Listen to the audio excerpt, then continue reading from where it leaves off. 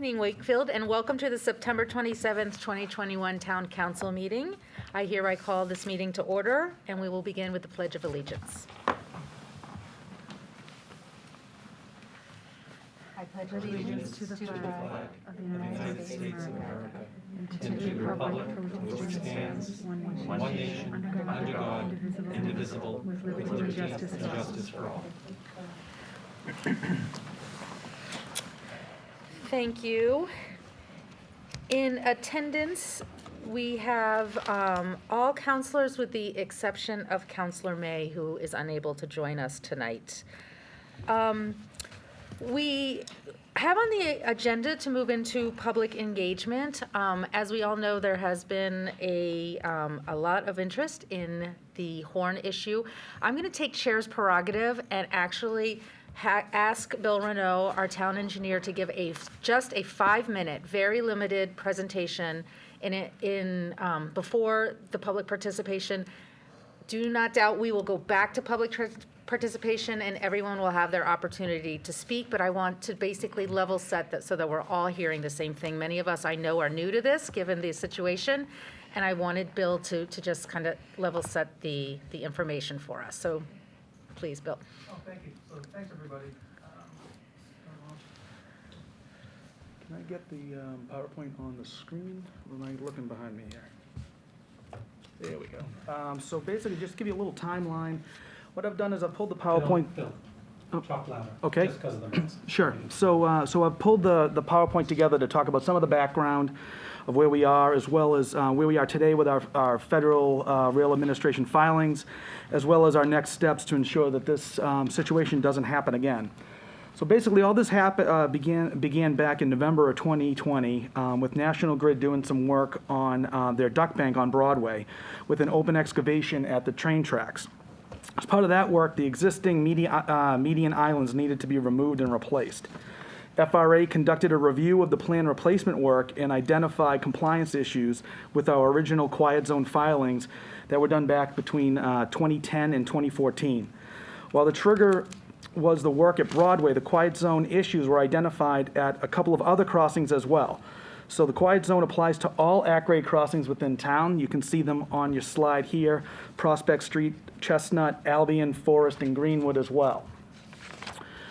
So to have a quiet zone, towns are required to stay below a national risk index. This risk index primarily looks at two things: traffic volumes and accidents at the crossing. Wakefield has what's known as a pre-rule quiet zone, so that means that it existed prior to the federal rule being created for new train horns. That was done back in the 90s. The benefit of the pre-rule quiet zone is that we have a higher threshold that we need to stay under as a town to maintain our quiet zone.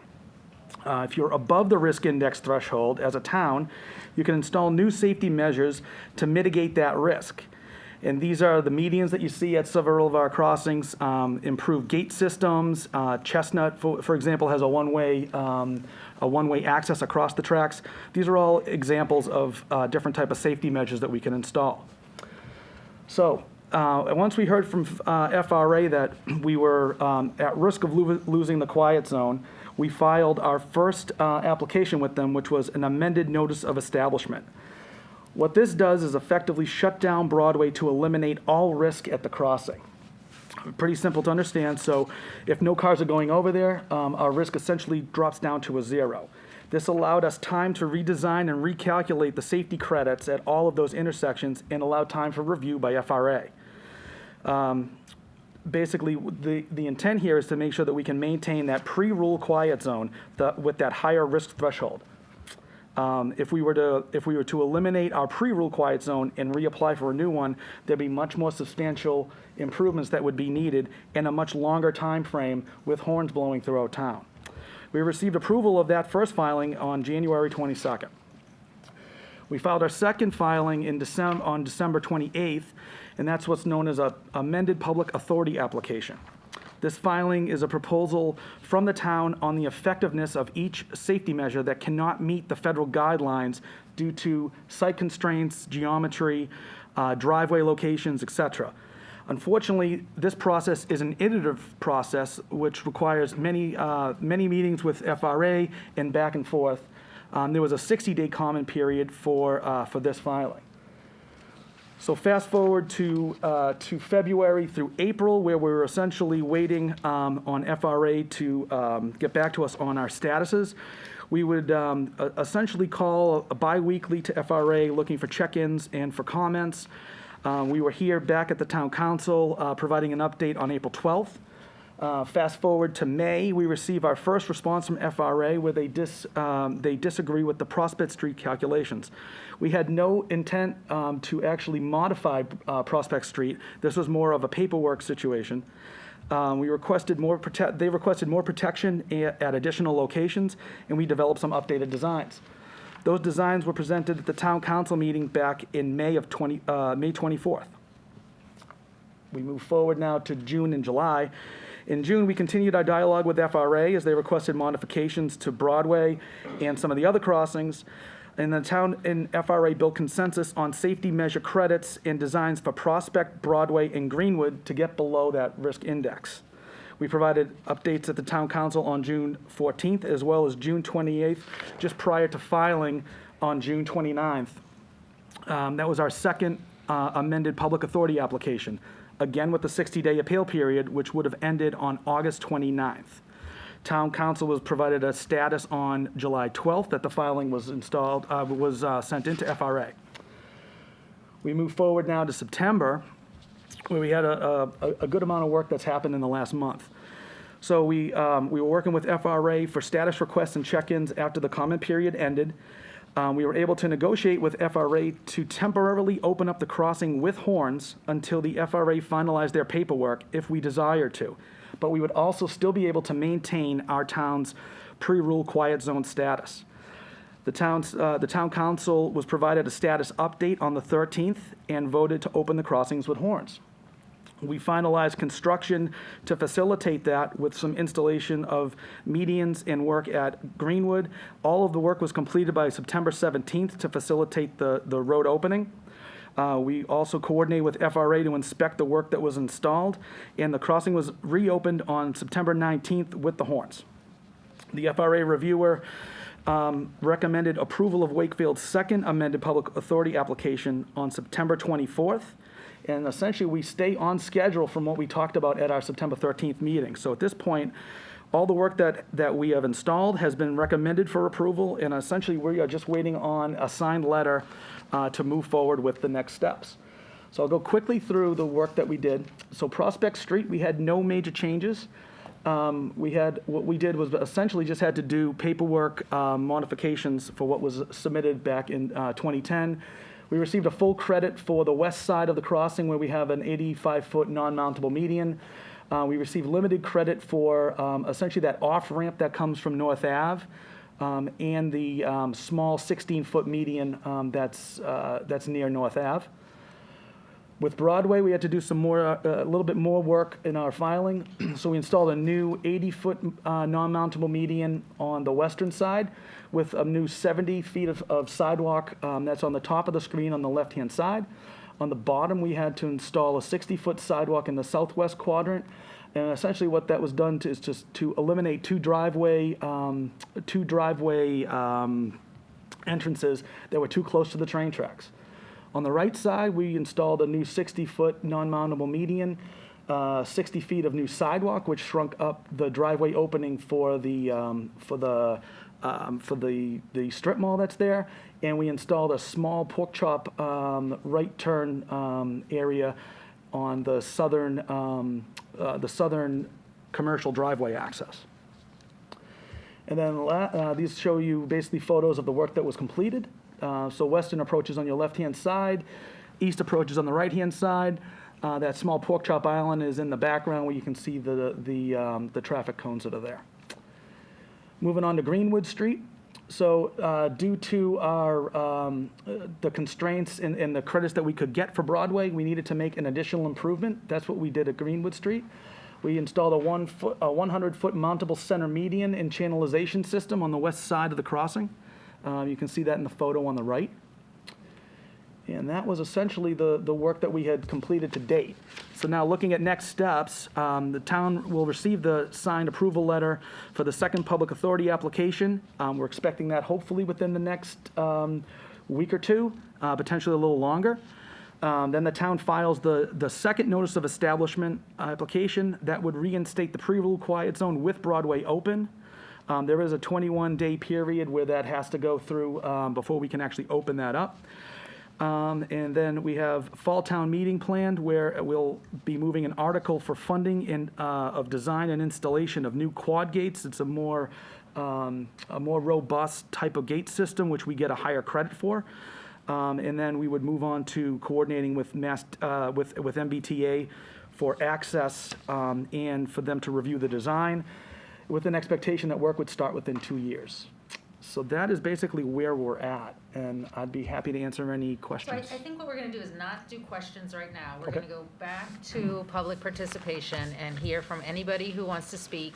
As a reminder, public participation is 3 minutes per person. We're actually going to have a timer on if you need that to help pace yourself. You can keep it in gallery to do that. And then when we come back, so there's going to be no give and take during public participation. When we close public participation, Mr. Renaud will be here for the counselors to answer questions, as well as a representative from the Federal Railway Administration and Representative Moulton's office. So the intention right now is to hear from the public, and I can say we've also gotten probably 20 public comment forms today, which I know all of the counselors have read thoroughly and will be incorporating that into their questions. So, WCAT, if we could take the screen down so we can see the I can see Sherry and get our list of public participation. We still have this. We still have the presentation up here in studio. There we go. Okay, Sherry, who do we have for Yeah. public participation? Okay, sure. Our first one for tonight is Andrew McCarthy.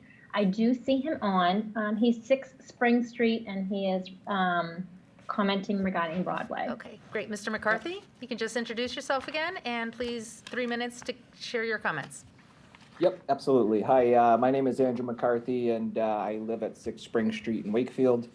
I've lived here for actually coming up on 10 years, but I'm actually a Wakefield resident, grew up on Pine Ridge Road, so I've actually been in with the town of Wakefield and lived in the town of Wakefield for coming up on 40 years, along with the rest of my immediate and extended family.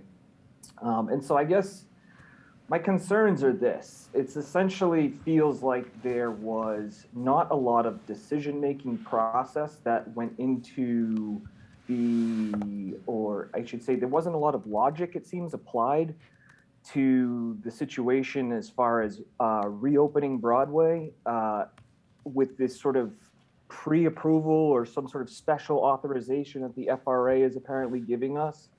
And it feels like if this is only a matter of weeks away, why would we ever take the risk of allowing train horns to begin blaring, at which point, you know, we're essentially hurting our entire town, not just the residents of Broadway or the businesses that are impacted. And I sincerely feel for them. And I hope that in 5 weeks or whatever the proposed amount of time that Mr. Renault says is going to allow for this to be completed, if that happens and the horns stop in 5 weeks, I will gladly come down and shake Mr. Renault's hand. But the fact of the matter is that my faith in his ability to execute his duties over the last 15 months, from what I have seen throughout this town, not just in relation to the Broadway closure, but in relation to other issues, causes me to lose faith in him. And then the fact that our town councilors were to go and take this action without essentially notifying anybody else in town, even though the majority of the town is impacted by the horns, whereas a smaller majority was impacted by the Broadway closure. And the last thing I'll just leave with is that if there is some situation where the town of Wakefield potentially loses our quiet zone status, which I know Mr. Franginella and Mr. Renault are all going to assure us that that can never be the case. But I can just tell you that we have literally bitten our nose to spite our face. I'm glad that Broadway's open. I'm glad that the businesses in that area are being patronized. I will continue to patronize them as I have for the last 15 months. If we lose quiet zone status from the town, it is going to decimate our property values and will essentially cause a mass exodus from the city or from the town of Wakefield. And I apologize. I know I'm coming up on time, so No, that's, thank you very much. I didn't say before, and those were fairly respectful remarks, but I think it goes without saying that we expect respectful remarks and no personal attacks. So thank you, Mr. McCarthy, very much. Sherry, who else do we have? Sure, Julie. The next one we have is Cara Cohen, 68 Plymouth Road, and I do see her on. Great. Yes, good evening, counselors. Can you hear me? Yes. Great. I'm using my son's headset, which I never have used before. So good evening, and thank you so much for the very detailed presentation. I think it was extremely helpful to hear all of the details all at once, because there's been so much to follow, and particularly people such as myself who live right off Broadway and who have been most deeply affected by the construction currently going on Broadway and hopefully being finished up soon. So September 18th, the first night that I stopped being able to sleep the whole night through, was certainly a rude awakening, as it was for everybody. And I'm very hopeful that this can be resolved in the next 5 to 6 weeks at the most, knowing that we all want Wakefield to go back to being the quiet town that we all know and love. I think that all of us expect that you're going to work with the greatest speed to make that happen. So speaking of speed, the silver lining that I see in this entire thing is that we have come together as a community around an issue that we are all experiencing together. And it has given us an opportunity to really look closely at what works in terms of Broadway in particular. And I will say just the rest of my remarks about Broadway and traffic on Broadway. And so it has opened our eyes to what we may do with the traffic committee to strengthen the safety around Broadway when it's fully reopened. And that'll probably happen come spring once the construction is completely done and traffic returns to normal. And by that, I mean it becomes more of a speedway. So we are, the silver lining is that what's coming of this is that we as a community are going to go through the process with the traffic committee and Lieutenant Anderson to determine whether or not there are any traffic calming measures that we can establish on Broadway, knowing that it's one of the main thoroughfares coming into the town, but also understanding that there are people who have children and pets and want to enjoy the safety of the street as things return to their normal speeds after construction is over. So it seems like this is an opportunity, and from many hardships, there's opportunities that are born. And I just want to recognize the fact that many of our neighbors gathered here tonight will have input and will want to be involved in this process. And we wanted to let the town council know that we will be working on this. So I want a final comment on the fact that probably all of this is about communication and being as transparent as possible and bringing together opportunities for people to hear the details and knowing that communication is key. So thank you so much. Thank you, Ms. Cohen. Sherry? Oh, sure. The next one is Andy Foss. I think he is on. Andy, I just need your address. I know you're Richardson Avenue. I just don't know what number. 36 Richardson Ave. Thank you. Thank you. Go ahead, Mr. Foss. All right, thank you very much for your time. Yes, first I did want to thank you for taking the time to listen to everyone's point of view and information that they wanted to get out there. So what I did was just kind of jot down a few things that I wanted to make sure I got to and stay within a reasonable time frame here. So just bear with me as I read you a couple of the things I wrote down here. So for those that, I'm assuming everyone here that is here can hear the horns or is infected by it in some way, but for those of you that don't hear it each time. These aren't short bursts of the train horn either. They're actually required to, from what my research shows, 2 longer bursts, shorter burst, and then another long burst. So these aren't short, quick bursts either. They're pretty much prolonged. For people that live near where I am on Richardson Ave, you actually hear this for the Broadway crossing. You then hear it for the Albion Street crossing. You hear it for Chestnut Street, and then you hear it also by Prospect and Betts Field. So, and if the train is actually stopping at the stop right by the house, there's actually, this is over the course of minutes. The horns are just going off incessantly. They go as early as 4 a.m. We've heard them as late as 2 a.m. On average, a train horn is required to be about anywhere from 90 to 110 decibels. It's equivalent to a nightclub, bars, rock concerts, or shouting directly into someone's ear. The FRA themselves has actually conducted studies on how the negative impact of these noises can make on the health of people and their residents, both physically and mentally. For those of us also by Richardson Ave and the surrounding streets, we were also directly affected by the traffic from Broadway being closed. They have that massive condo building that isn't even occupied yet, which is going to decimate the traffic even further here. But we've also been affected by the traffic as well. So this isn't kind of a one or the other thing. This has kind of just been something that's made the situation worse and piled it on. We have trouble getting out of our streets. We hear car accidents at the corner of our street every day because of all of the traffic. So just some information that we wanted to get out there so that people can understand if they aren't living as closely as we are to the tracks. In closing, I just wanted to say that there's not really a guarantee anywhere that I've seen that this is only going to be a 5 to 6 week time frame, unless someone here tonight is going to be able to guarantee that. There's many examples throughout Massachusetts where something like this has gone on for much, much longer. And then the final question is, if there were to be any type of government shutdown, how would this affect the timeline that's been given so far? Thank you. Thank you. The next one, Julie, is Krista Kitowitz. I do see her on 28 Miriam Street. Okay.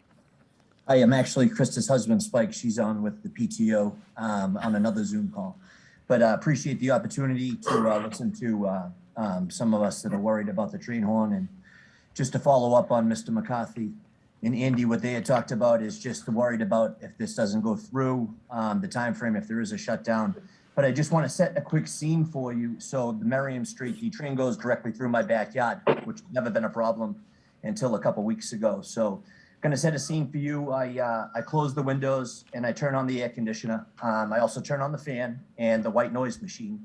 I do the same in my daughter's room, and then the entire family puts in their earplugs. My daughter's both close contacts for COVID from school this week, so I want to be sure they get a good night's sleep so they can stay as healthy as possible. So we sleep for a couple hours, and then we get woken up at 1:11 a.m. by no fewer than 8 toots of the train horn right outside because we're right next to the Forest Street stop. This is repeated a few hours later again, around 3:30ish to 3:35, and then again at 5 a.m. when we all give up trying to sleep, and then we try our best to work our way through the day through the fog of another sleepless night. Now, before anyone tells me that we shouldn't have bought a house near the train tracks, which we hear all the time, if we didn't want to, we hear the train, and let me assure you that we love the train. We're used to the normal train noise, enjoy the clickety-clack of the rails, use the train as a moving clock. It alerts us of the time without even having to glance at our clocks or our phones or a watch. It's always a kind of a novelty when we entertain. Everybody loves when the train goes by, and I use it to get up. I used to use it to get up in the morning. 5:26, time to get up, time to get moving. But let me also assure you that we loved the big no train horn sign that stood at the end of our street when we bought a house 10 years ago.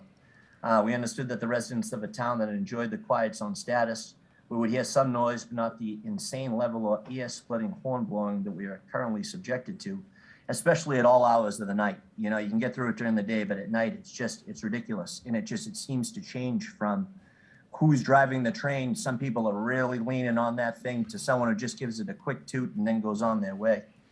So the fact that the quiet zone has been temporarily lifted is a detriment to our home, our family, our community, and our sanity. Before I start railing, about the situation and all the parties involved, or how long the whole process has lasted, about the impact your decisions have made on our health and mental well-being, before I sarcastically thank the council for adding one more source of stress for an already stressful beyond year.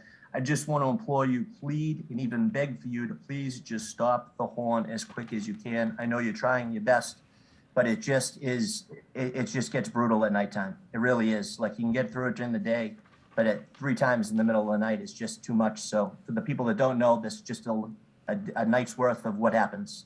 It's been every night for the last couple of weeks. So thanks for the opportunity, everybody. Thank you.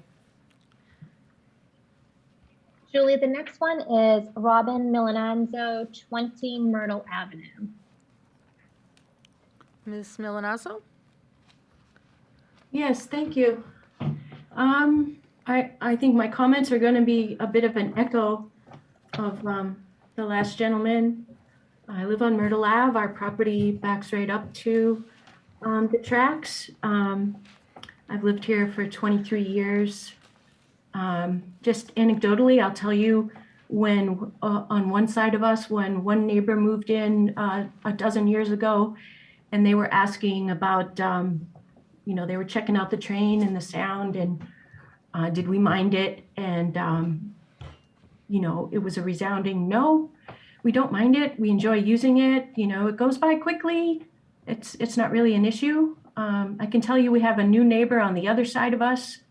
And if they had asked me the same thing, I would have said, yeah, don't buy here unless you enjoy being up at night. And this is before the horns, because the freight train action that's occurred in the last couple of years, 2-3 years, has been really difficult. But with the horns, I'm just going to give you a little timeline of the last. Since this started on the 19th, 4:36 a.m., 4:48 a.m., 6:19 a.m., 9:22 a.m. That same day, 10:52 p.m., 11:17 p.m. This past Friday, the 24th, 2:16 a.m., 5:09 a.m., 5:41 a.m., 6:14 a.m., 6:18 a.m., 6:58 a.m., 7:04 a.m. Today, 1:51 a.m., 5:12 a.m., 5:53 a.m. And I would like to have our health people discuss and make clear, when you're being woken up that many times overnight, you really cannot function. I'm a teacher. I'm going to tell you, this past Friday, I was really a zombie the whole day. I was a zombie. And it kind of took the weekend to recover.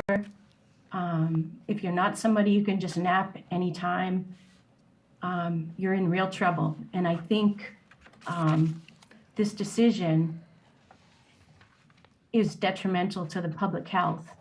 I understand about the Broadway. I followed the Broadway closure, and I understand the frustration of being directed around. But to be frustrated with traffic and to be kept up overnight and not able to sleep soundly, 2 very different things. I don't know if there's anything you can do to change that at this point, or if we really have to live through all of these weeks. But if there's a way to change this decision, I implore you to do so. Thank you. Thank you. And Julie, Andrew McCarthy, who was the first speaker, Yes. has requested an additional 30 seconds. I think we limit it to 3 minutes. So he's welcome to file a public comment form, and we will all review it. Okay. Okay. So I think if there's no one else, Sherry? No one that I'm aware of. Okay. So we're going to close public comment. Obviously, everyone's welcome to stay on, watch us live stream on Facebook and WCAT as well. But we're going to move right into item number 5, which is additional discussion of the Broadway crossing update. And to this conversation, I want to bring the representative from the Federal Railway Administration, as well as the representative from Representative Moulton's office. And I know we also have our new health director on for other reasons, but you're welcome to participate as well, because clearly there are some health concerns. So Steve, maybe I'll let you do introductions and then we can proceed. I did see Lou on before, I don't see him now, so maybe, Yeah, I don't see me either. yeah, well, I'll, I'm there good. you are, There he good. is. Good, Lou. So anyways, Lou Frangella is the District 1, New England, New York, and New Jersey Grade Crossing Supervisory Specialist with the Federal Railroad Association. And I think of Lou as our local guy on the ground. He has been very helpful, has worked very closely with us, actually came out here to review the site after all the work was done, when he said he would, that same day. And he's been really helpful in doing everything he can do to move this forward to other people in the chain. So we do appreciate what he has done. And we also have Norm Abbott on there, who is are you the regional director, I think, for Congressman Moulton? That's correct, Steve. Thank you. And Norm has also been very helpful in doing what he can and working through the bureaucracy there. So we do have them on. I do appreciate both of you gentlemen coming on today with us. So we've been getting a number of questions, as you can imagine, in addition to what we just heard. And so I'm going to open it up to the counselors if they have any, clarifying questions or otherwise. Counselor Chines. Sure. Just a couple of clarifying questions, either for Norm, Lou, or Bill. First, if just help me understand the timeline a little bit of what's moving forward. So I know we are waiting for a letter that approves the notice of establishment imminently. Yeah, the public authority. The public authority, thank you. So those are the improvements that we've done throughout town. So it's basically the credits that we take at each of the crossings. Yep. So on Friday, the reviewer, and Lou, feel free to jump in here, but so the reviewer that handles the review of the application recommended approval for Wakefield. That went to her boss. Her boss has also passed that along. So at this point, we're waiting on the Deputy Director of Safety.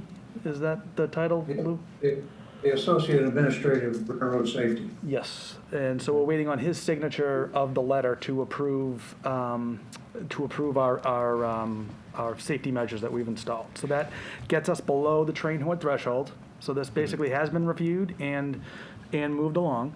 As soon as that process is completed and we have that letter in hand, we would file the updated notice of establishment, and then that would allow us to have Broadway open with the quiet zone. Okay, so the notice of establishment gets filed after we get this letter. Yep. And then the notice of establishment, does that start the 21-day clock? does. Yep. So we couldn't, if Exactly. we continue doing what we're doing, the train hordes would be going for 3 weeks until we got whatever the approval was for after the end of that comment period. Is that correct? Exactly. Okay. I asked just because, and this may be my own lack of clarity, but when we talked about this at our last meeting, I was under the impression that sort of once we got this letter that we're waiting for now, that was the end, and we'd be able to sort of silence the horns after that. So that this definitely, at least for me, maybe not for everyone else, changes the timeline a little bit. What is, and this, Lou, might be a question for you, or a two-part question. So, we've gotten sort of two approvals for this letter being received. What's the process for the letter actually being generated? Is this something that could happen tomorrow? What's the timeline as we go from here?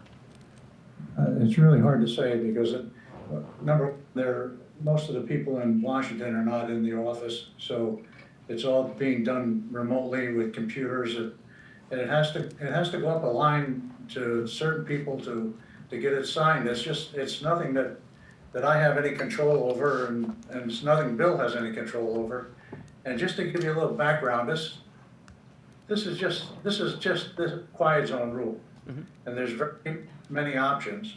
And when my inspector found that the ASMs that you thought you had were actually ASMs, that when we came right over, and a supplemental safety measure is something that's approved in the manual already. That's a closure of a crossing or a one-way street. It's pretty cut and dry. And basically we came over and we worked with Bill and we figured out that we could keep Broadway closed and keep that one-way street there, and that would be enough risk reduction to keep the entire quiet zone. We could have just sent a termination letter at that time, and your quiet zone would have been gone. But we came over and we worked with Bill, and we got to this point. Now we started dealing with all safety measures. And alternate safety measures have to be reviewed and approved, and they're not in this regulation. So the person who's reviewing them, if they approve something that somewhere down the line later on becomes a problem where somebody had an accident and there's an investigation and they're found that they approved something that shouldn't have been approved, they're just not going to put themselves in that position. Mm-hmm. So it takes so long, and we had a problem at Broadway trying to figure out how we were going to mitigate the risk with that one-way street coming out onto Broadway from those businesses. So all this stuff took time, and basically all we can do from our end is make phone calls and try to move it along. But the people that are doing these reviews are not going to give themselves liability. They're going to make sure that all the T's are crossed and the I's are dotted. And that's basically the situation we got into. But I guarantee you, if this quiet zone was terminated when we first found out about it, without trying to do anything, you'd be 3 years here in the Horns before anything would happen. Yeah, no, I appreciate that, and I think speak for kind of everyone in Wakefield in saying we're glad that the quiet zone wasn't terminated. You know, as you talk about the liability component of it and sort of the review process that we're in right now, so are there additional reviews that happen as this goes up the chain, or like at what point does this become, you know, has it been sort of reviewed by the right people and it becomes just kind of a clerical question? Yeah, it's been reviewed by the right people, and it's just a matter of going for signatures right now. Okay, and we don't have a sense as to how long that process will take? Could be 2 weeks, could be 3 weeks. Okay. So maybe a little sooner. I just can't give you, as Bill knows, you know, we've been trying all different things, and it takes the time it takes, but I feel that 2 or 3 weeks it should be complete. Okay. And I've made arrangements for the approval letter to be emailed to me so that I can email it right to Bill, so he can send his NOE right out. Okay. So from all this would go through certified mail. Yep. Under normal. Yep. So from a timing standpoint, and again, I apologize if I'm being pushing on this, but I just want to make sure we're clear. So we think it's, you know, say sort of 2 to 3 weeks to kind of get the letter, even though it's been sort of recommended, at which point we file the notice of establishment application. Yep. There's a 21-day comment period, and then presumably there's an approval process to get the letter that comes out of that? No, that's pretty tight. Oh, you can go ahead, Lou. Yeah, please. I don't want to speak over you. It's what the 21 days is. It's not an appeals process. It's the time that's required under normal conditions. That's the time that's required to give the railroad. By the time the certified mail notice of establishment gets to the right person, then they have to issue bulletins to get the trains to stop the horns. Mm-hmm. So under the original regulation, it was 21 days. And actually today the railroads are trying to push to get it extended to 30 days because now they have positive train control, and it takes longer for them to prepare to initiate the quiet zone. But that's basically just timing, and that's a requirement of the regulation. Okay, but there's not a subsequent approval, like we wouldn't have like 3 weeks of paperwork processing after that. Once the NOE is issued with the application approval attached to it, it's established on that date. The railroad has no authority to stop it, and we've already approved it. Okay, and that approval, I guess that approval happens as soon as we file that application? Exactly. Yeah. Okay. So as soon as we send it in, think of it as essentially like a waiting period. That's probably the best way to explain it. And Mr. Frangella, is that a correct assumption?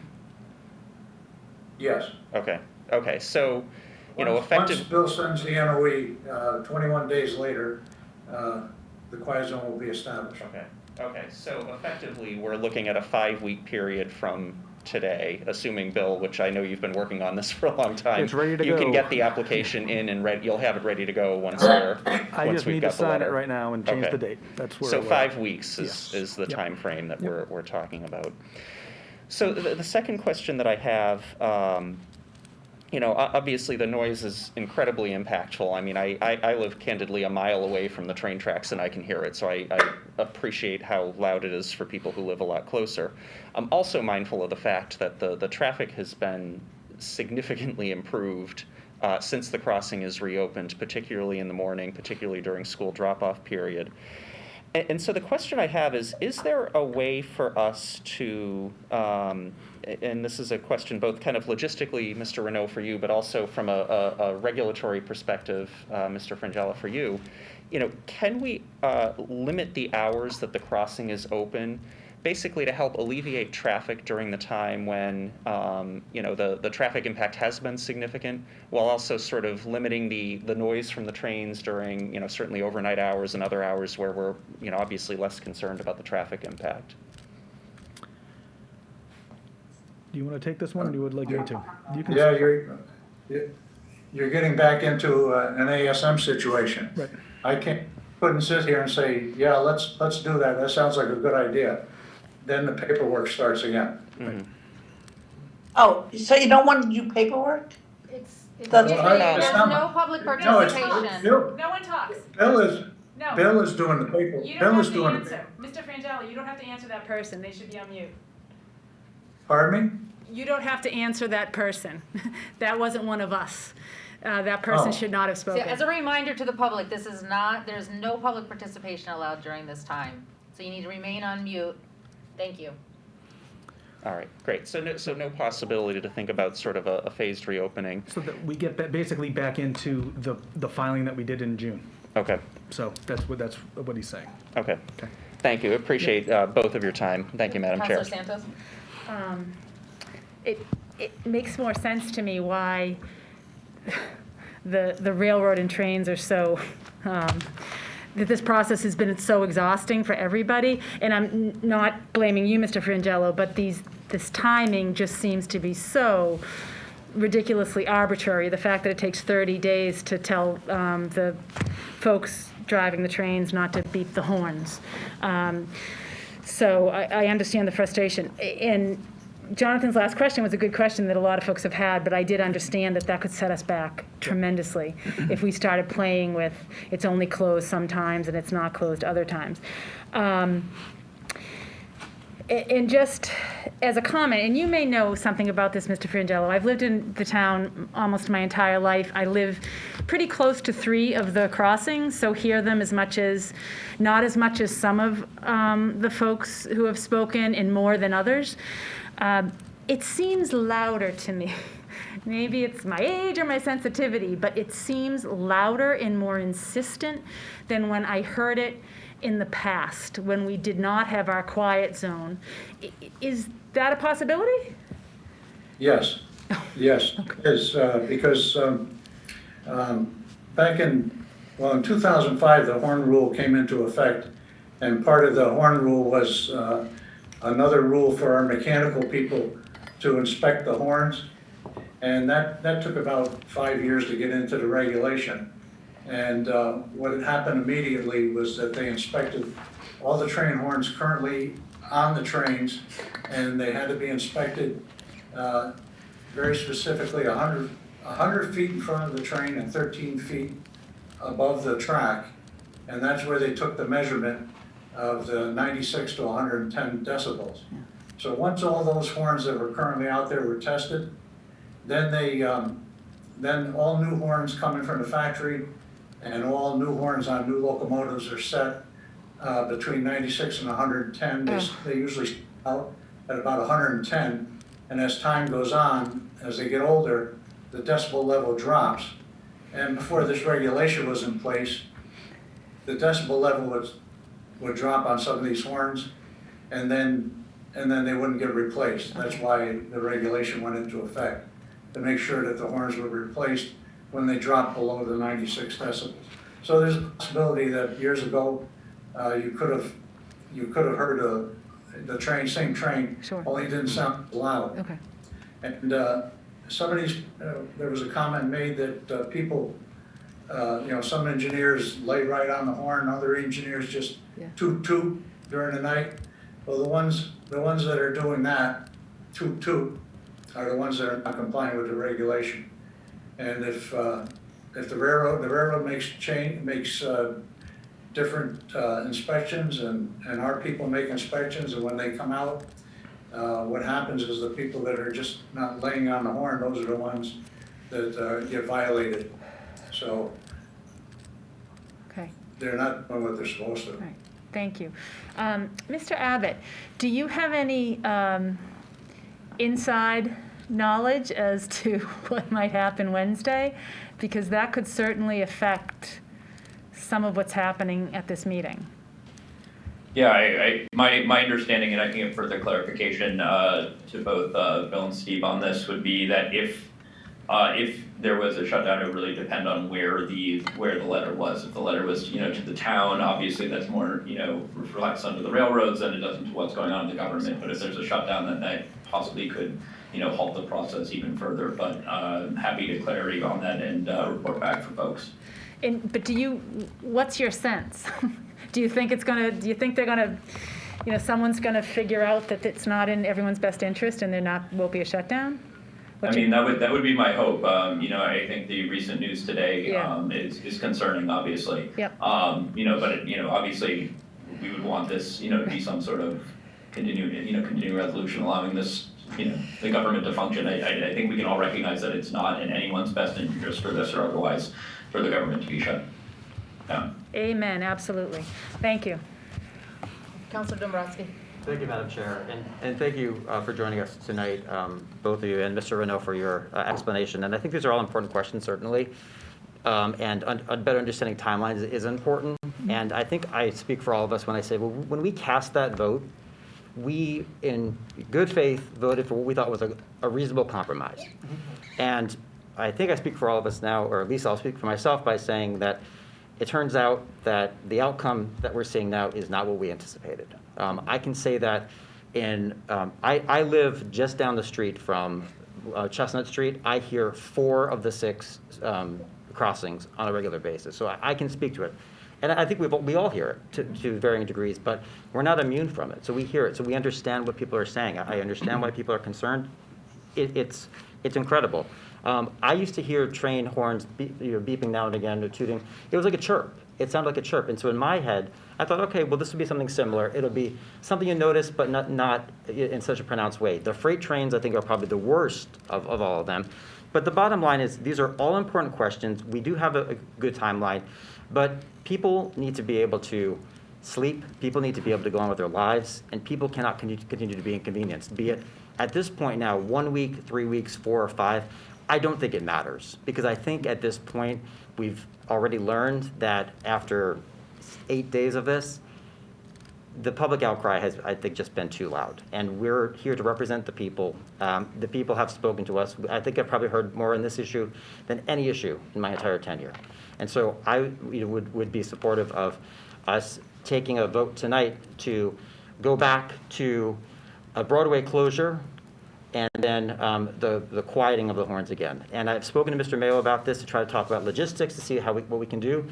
Foundry, we can make sure that there is no construction impediment on Foundry.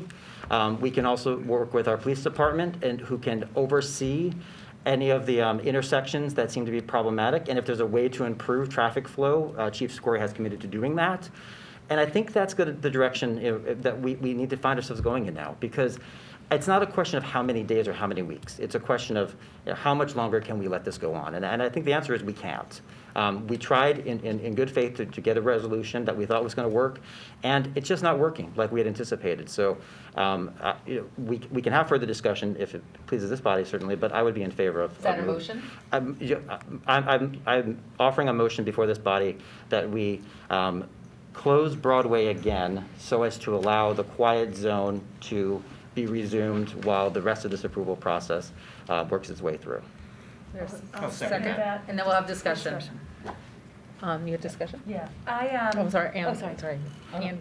Well, I was just gonna say is that, I don't know if we can count on the FRA. I mean, it's like, there's absolutely, it's like, could be 2 weeks, could be 3 weeks, maybe it's 5 weeks, maybe it's 6 weeks, maybe it's 7 weeks. I feel like we have no control over this situation at all.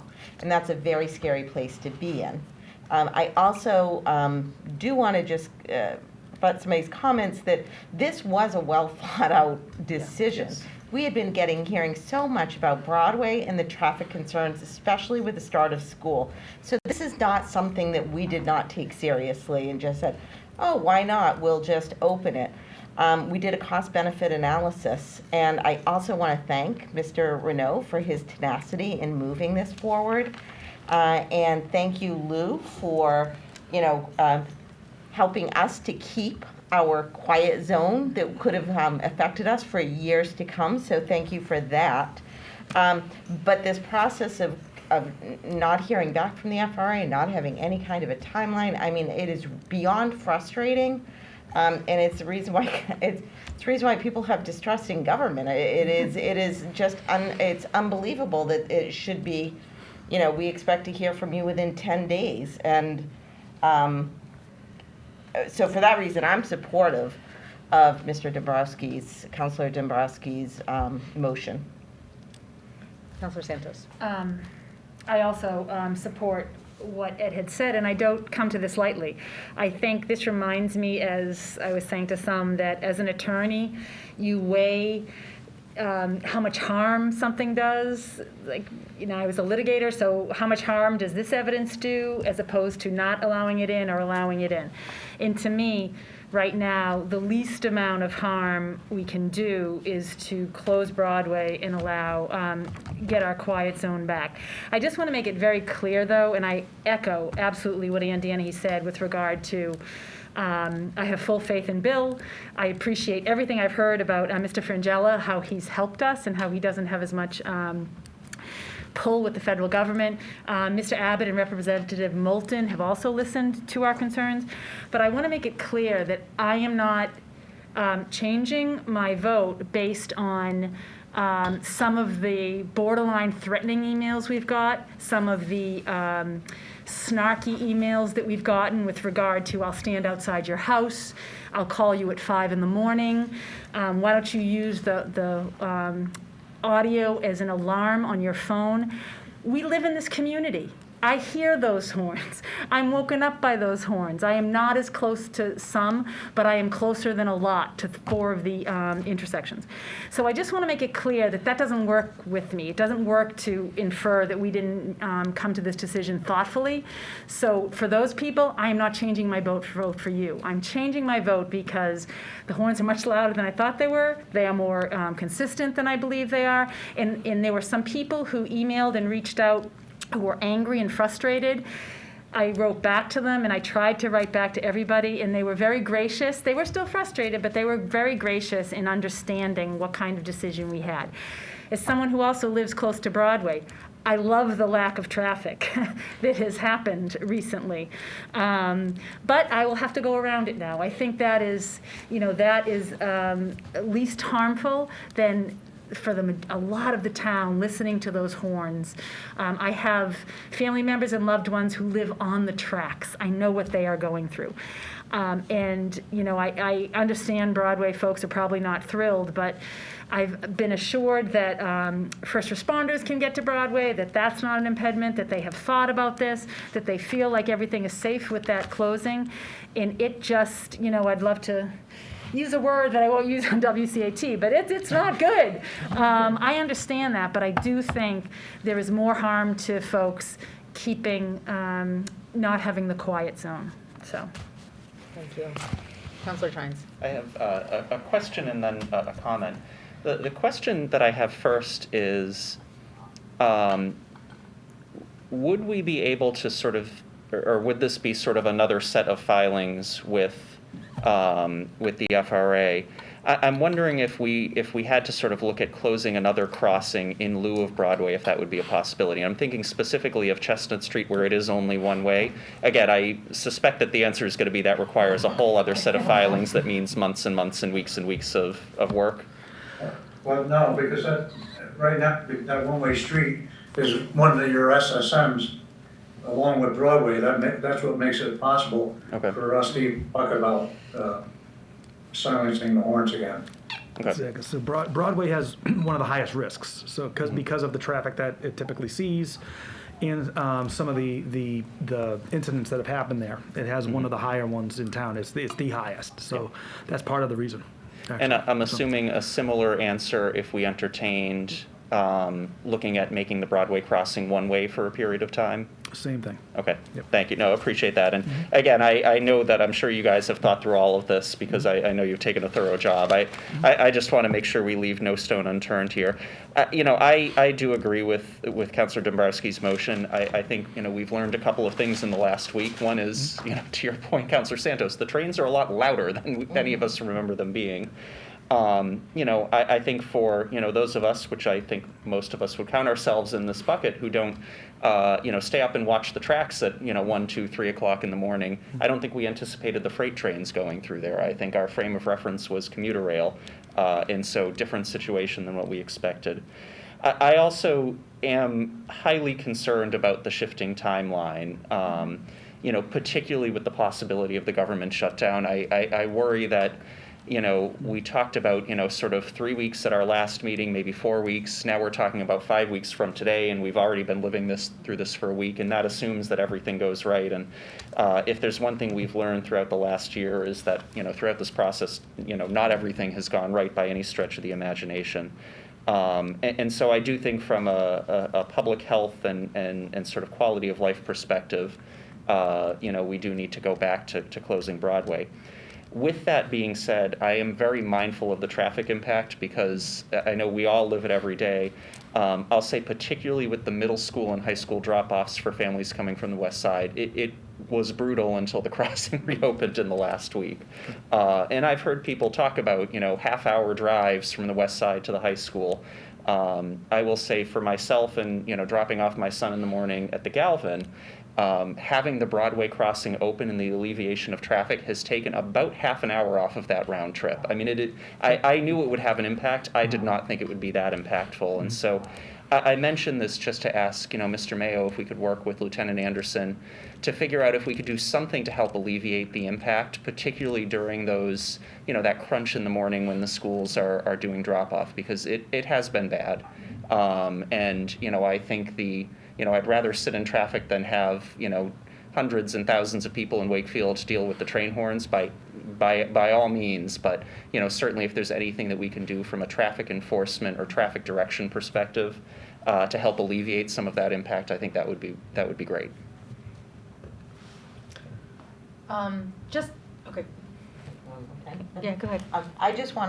Before we vote on this, I just want to make sure that what my assumptions are correct, is that the letter that we're waiting on to get signed, then we have 21 days, right? Mm-hmm. So if we now close Broadway, turn off the train horns, we're not extending the timeline either, right? It just replaces train horns closing at Broadway. Exactly. Okay, so that's good news. The second question is, Mr. Abbott, is there anything that you can do, or Mr. Frangella, to move this process along so that we have some idea, because we still have that issue of the closing of Broadway, which is not good either. So is there anything that can be done to move that forward? Anything that we could do to move that? No, I think we're at the end, and to be honest with you, I didn't want to open Broadway because this is not my first quiet zone and my first community that hears the horn. So, but we are almost at the end, and I have authority. I can, if you vote to close Broadway, I can contact the MBTA tomorrow and ask them to stop sounding the horns. And it'll probably take 3 or 4 days before they can issue bulletins, and we'll silence the horns. Okay. So you're saying, so it will still be a couple of days to have that message essentially make its way into the MBTA and the freight trains? Yes. Okay. Okay, I just wanted to be clear on that. And I'll just say that we've since I we've been in touch with the FRA in DC pretty much since this started, and just looking for ways to help expedite it where possible. And have been working closely with both Bill and Steve to try and get this going as quickly as possible and find ways that there can be expedited. And so it's really sort of been something that's been in front of mind for our office and trying to get this moving as quickly as we can. And I just want to add, I mean, Bill, you said we're continuing to look for ways to reinforce our safety zones so that we don't get into this situation again. I mean, there were a number of accidents at Broadway. We need to just not let this stop and not be vigilant. So I know there'll be some, I think at town meeting, there's going to be some discussion. So people should come out and vote for us to be able to have the funds. And we're working with Representative Moulton's office as well to try to get funding so that we are not put in this situation again. Because there's no guarantees. Things change, accidents happen. Yep. Traffic increases. We need to stay on top of this. Can I add to that? Yes. Madam Chair? Norm, thank you for all your help on this. What can we do to help ensure that the wonderful earmark that you got us for the quad gates for Broadway gets moved along? So that was actually passed by the House in end of June, I believe. And so what needs to happen now is it needs to be passed by the Senate, and then the final bill gets to President Biden to be signed into law. And then once that happens, the funding can be released to the town to hopefully start the work on the squad gate. So it's a really matter of it, working its way through the legislative process. And I think, Steve, when we spoke about this, beforehand, we thought that the timeline was going to be a little bit quicker on all of this sort of stuff and perhaps happen by the end of the year. As of right now, who's to say, especially with the conversation that's going on. But, it's something that, Senators Warren and Senators Markey included in their version of the CPF process too. So it is support from the delegation all around, which I think is positive. Right. But it doesn't hurt us to reach out. Absolutely, senators. absolutely. And any Yeah. constituents who want to reach out can do so as well to our senators, right? Yes. And the other thing, at town meeting, we will have an article, or we will present an article for additional money we may need for that whole corridor. November's a good time to do it. When we get the money from the federal government for this, I say when, because it's gonna happen, then we have to organize everything with the MBTA to get that done. But that's okay, that's moving forward, so we're not, in this kind of just barely making it area. Our scores will go way up with the quad gates there. So that will help us. Okay. Okay, any additional discussion on the motion on the floor? No, hearing none, we will have a vote. We're all in person, Mr. Mullins, so we have to do a roll call or no? No. Excellent. Yay. Okay, so all in favor of the motion to close Broadway and in effect, and by doing so, to revoke the quiet zone, resume the quiet zone. Thank you, resume the quiet zone. All in favor, say aye. Oh, and we had a second. Yeah. All in favor. Okay, so 6-0 vote, and the motion passes. Thank you to everyone who has reached out this week. Thank you very much. Largely respectfully, we appreciate hearing from you, and please stay involved. Okay. Thanks, Luke. I want to say thank you. I can't stop crying right now. I'm so happy, but thank you. Thank you. Thank you. And thank you, Mr. Frangella and Mr. Abbott Lou. and Bill. Thanks. Mr. Miller, thank you so much. He knows to do that. I don't know why it keeps breaking up. Okay, moving on to item number 6, the introduction of our new health director. There he is. There he is. Anthony Chu. I'm going to let Mr. Mayo do the introductions. So Anthony Choi, excuse me, he was way too kind and way too classy to correct my pronunciation earlier. So it's Anthony Choi has joined us as our health director together with Melrose. Anthony is extremely impressive and extremely brilliant, I'm going to say, in my brief conversations and working with him. He's really hit the ground running. He comes to us from Manchester, New Hampshire, where he was a public health specialist and community epidemiologist. And Anthony has a master's degree from the Yale, from Yale in Public Health and Epidemiology, a really incredibly exciting and interesting young man. And I say young man because he's much younger than I am. I did tease him that he could not get into Georgetown or Brown, so he went to Yale. I was going to say. Or Tufts. Yale's that's- impressive, it's but not Yale's Brown. impressive, but it's not Brown. But he takes that all with the stride. He's really hit the ground running with the department. He has a lot of ideas of moving us forward. Comes to us kind of, COVID is ramping back up, and it's great to have an epidemiologist in our midst when this happens. So, Anthony, please say a few words, and thank you for joining us tonight. Hi, thank you so much, Steve. So I want to say thank you, everyone. It's been great so far working with you all. My first couple weeks here, it's been definitely a bit of a learning curve, but everybody's been very supportive, and we've been doing a lot of great work. And I think in terms of some of the issues that we're working on right now, I believe that we have all the tools here to really address them. And I think especially for keeping our schools safe, keeping our students in school, and all the other issues that go along with the health department, we're definitely going to work together as a team. And I believe that we can achieve them with all the great staff that we have. So thank you very much. And if there's any questions, just please feel free to ask. Thank you. Well, I can say we are thrilled to have you here. We think you have a great staff and big shoes to fill, but I know I was on the call with you on Friday, the COVID call, and we really appreciate your expertise and presence here. Anybody have any questions for Mr. Choi? Councillor Tynes? Not a question, but I just wanted to say, first of all, welcome. And I was thrilled to read about your background in public health and epidemiology. I mean, we have such a phenomenal staff of nurses in the health department, and to be able to balance that out, with your experience and background, I think is terrific. It really just to strengthen the department, and couldn't be happier with the hire and to see the great work that you'll do. And anything you need from this council, just let us know via Steve. We know you have your own board to deal with. So good luck. Sounds good. Thank you. Thank you I just so want to much. make sure. I just want to make sure I give everyone credit, including our substance use group. We have a great group working on there as well. So I really hope to come in and just really support them and bring some new ideas as well. That's Thank great. you. Yep, they've been a good group too. Thank you so much. You're welcome. You can have the rest of your evening back. Thank you. Thank you. Okay, item number 7, approval of minutes. We have the September 13th, 2021 Town Council meeting minutes. Do I have a motion? So moved. To accept? Moved by Councillor Butt, seconded by Councillor Santos. Any discussion? Hearing none. All in favor? Aye.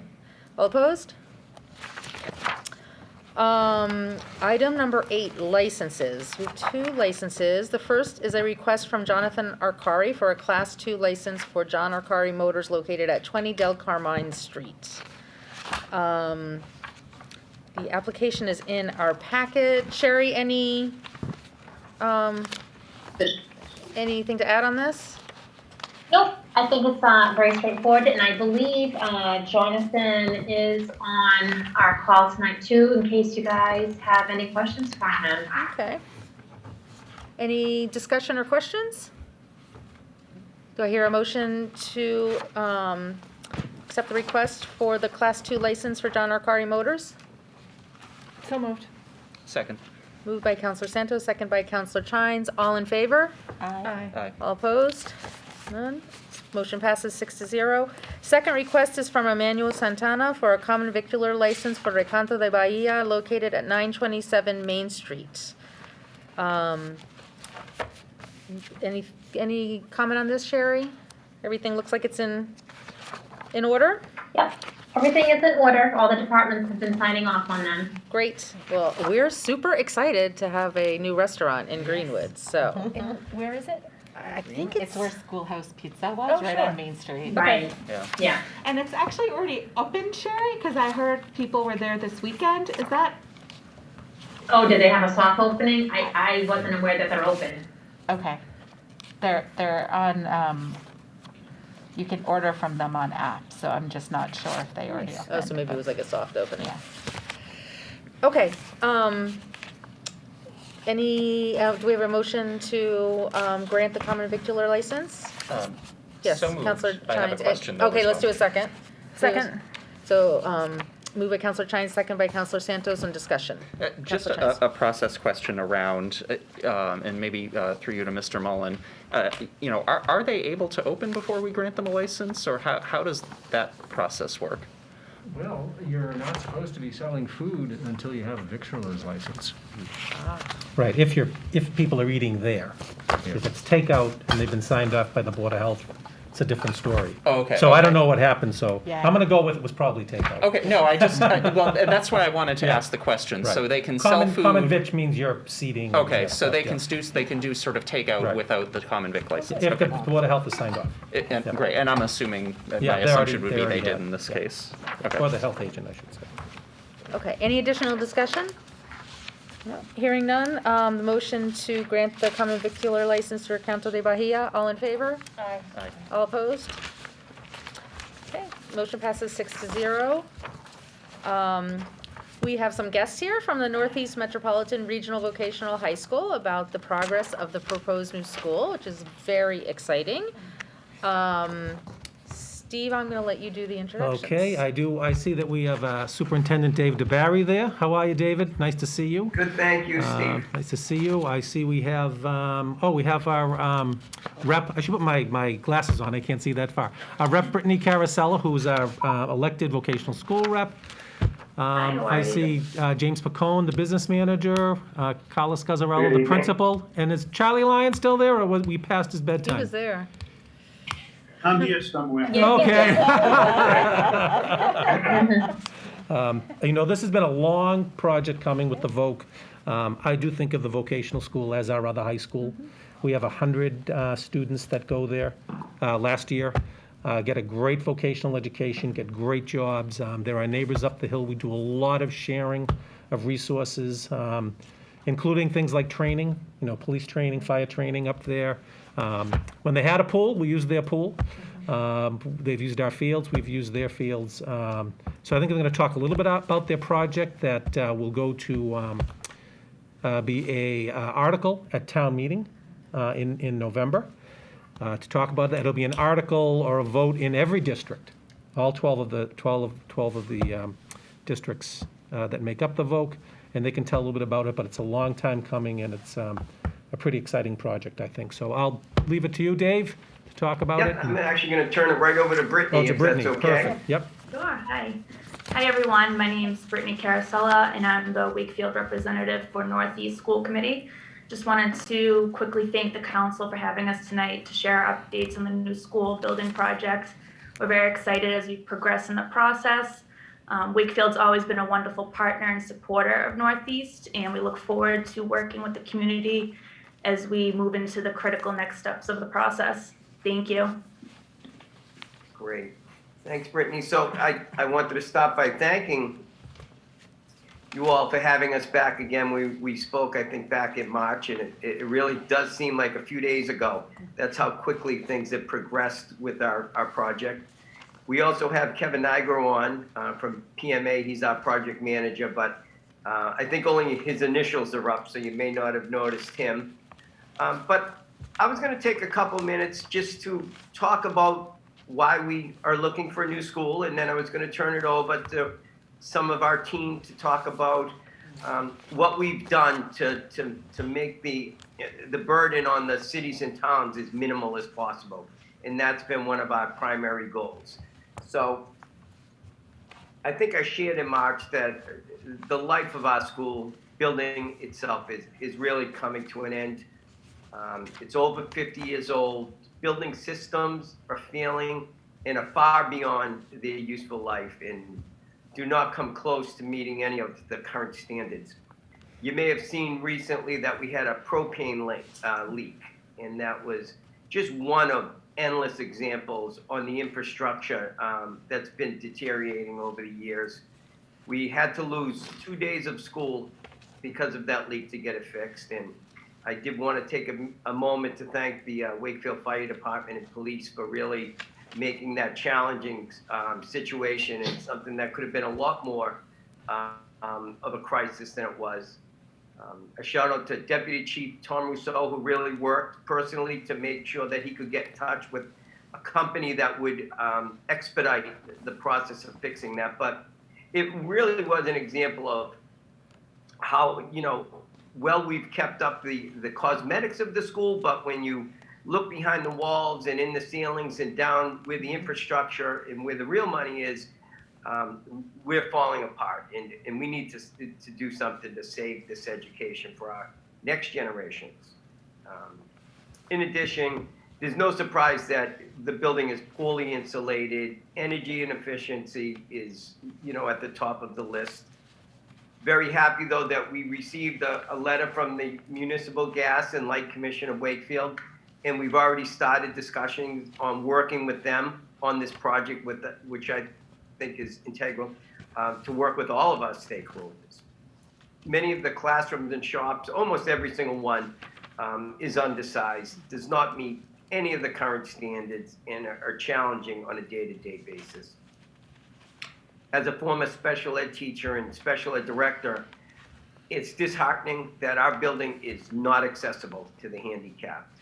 We have no elevators, the corridors are too narrow, the list is endless, and we really owe it to the disabled students in our district and in Wakefield to give them the opportunity, the same opportunity that all of our students have in achieving a great vocational education.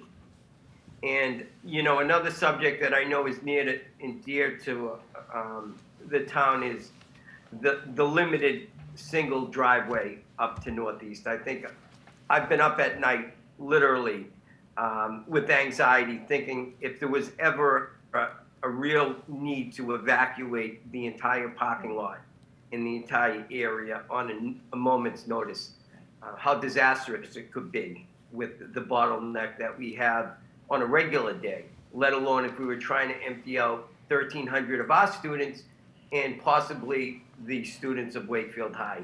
So it's really time, and I know when it comes to money and it comes to resources, it may never be a good time for everybody, but I'd like to turn it over to our financial consultant, Charlie Lyons, to talk about why financially we may never be in a better position than we are now. Over to you, Charlie. Thank you, Mr. Superintendent, and with your permission, Madam Chair, I just give you a perspective of just the vocational technical education system in Massachusetts. It's pretty much, there's 26 regional voc tech schools throughout the state, and they were all built, believe it or not, somewhere between 1964 and 1977. They've all come of age. And Northeast has been around for close to 6 years, and it too has come of age. And we began a process about a half a dozen years ago where a number of schools began to be renovated. And a half a dozen years ago was a lot less expensive to renovate schools and build schools. You'll know from your own experience that the cost of constructing schools since 2012 is up about 120%, from labor costs to material costs, et cetera. And so Northeast was very fortunate. They put together a terrific building committee, including Mr. Mayo, who's the town administrator in your wonderful community. And they took a look at 40 different options after they acquired a prestigious firm to be their PMA, to sort of be their clerk of the works. And Drummer Rosane, that was very active in the Minuteman project, but particularly in the Cape Cod Tech project that was recently renovated down the Cape. The tough news is this school has the largest waiting list in the state.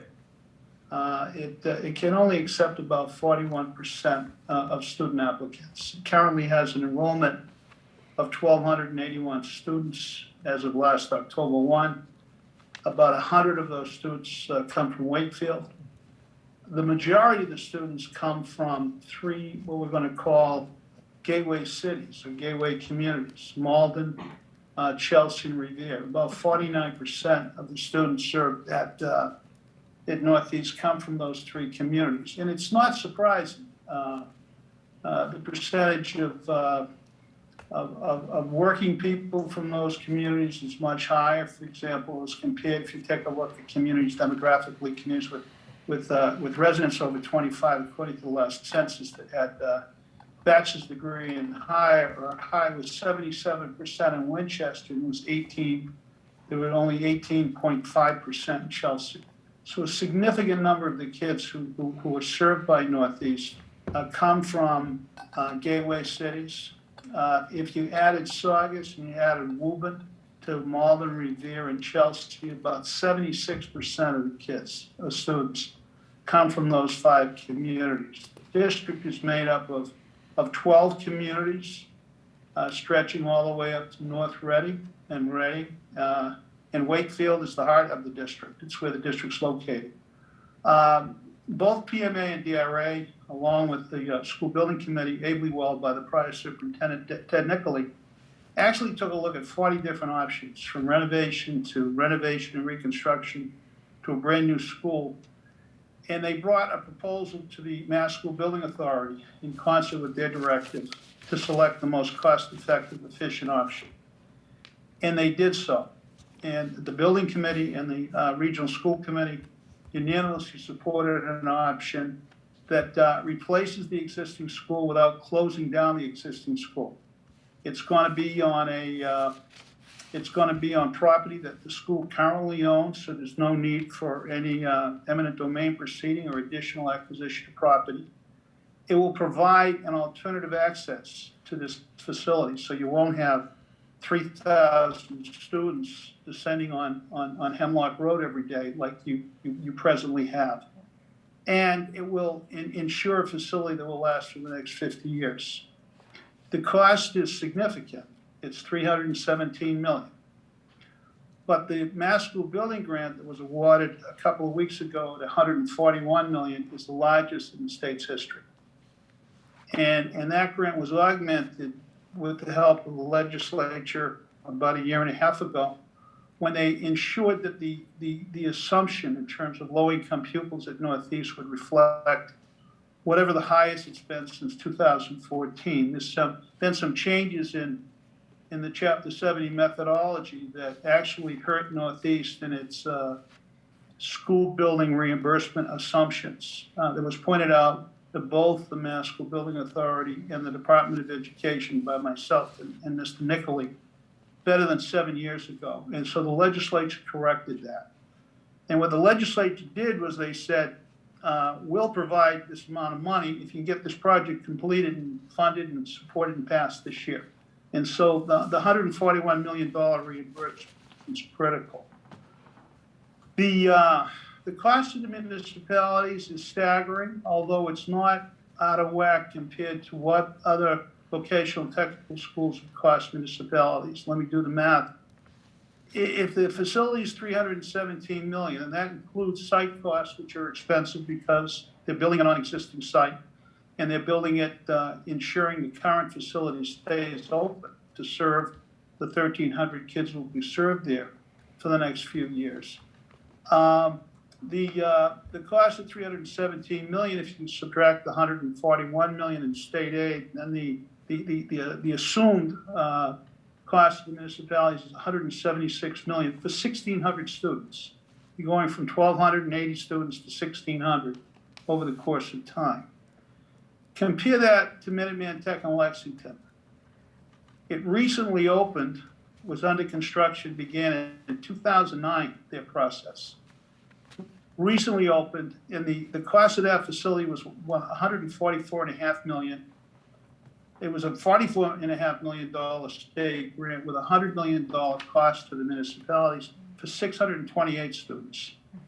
So the cost of the municipalities for this project is $176 million for 1,600 students. Comparatively, Cape Cod Tech that opened is going to be opening actually on October 8th as their grand opening. They just opened this year. They had plenty of land, and it was flat space. There wasn't a lot of ledge like there is at Northeast. That facility cost about $121 million to build.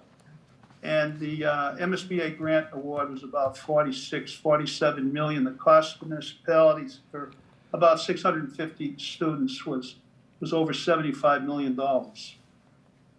The good news is the amount of money that each community pays is going to be the same per pupil as every community. So there's not going to be a specific break if a community is considered a gateway city or not. It's the same allocation, readjusted every year by student enrollment. But just to put things in perspective, the Minuteman per pupil assumed construction costs at 100,628 students was 160,000 student. This is about 110,000 student. It will be bonded over a 30-year period. They're not going to bond it all at once because they're not going to construct it all at once. It'll be done in stages. The district went out and hired the same financial advisor that has worked for the town of Wakefield, Hilltop Securities, Peter Frazier. And thank you, by the way, for your AA bond rating. It obviously will have a positive impact, as well as Chelsea.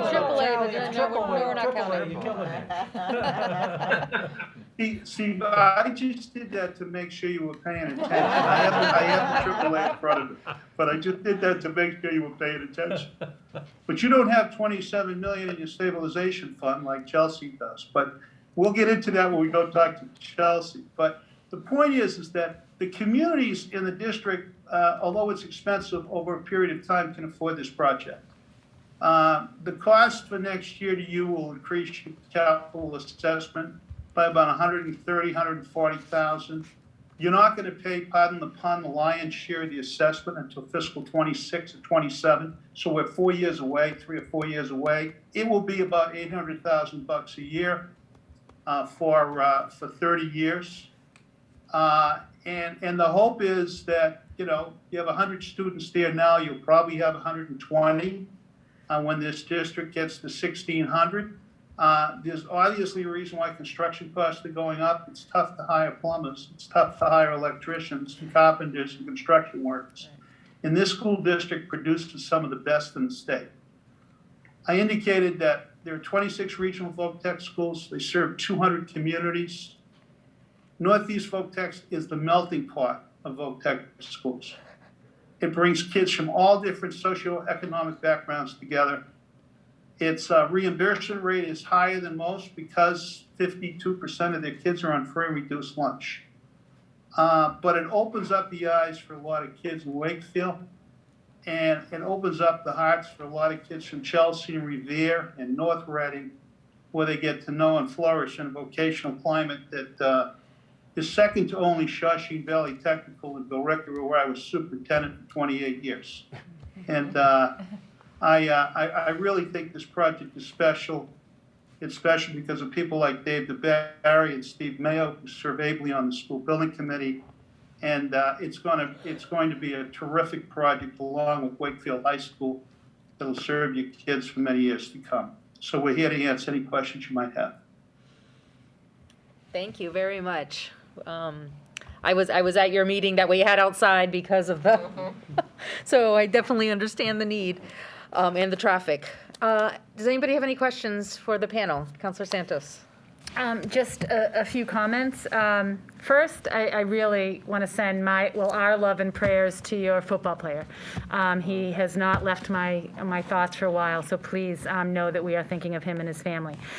And secondly, I'm so excited for this project. Having gone to Wakefield High School, so being around for a while, I think the Northeast Voc has so much to offer, not only our students, but as you said, the gateway communities. And the days of everyone feeling they have to go to college for that 4-year degree, hopefully will switch a little bit. And trades are such a wonderful path for so many students.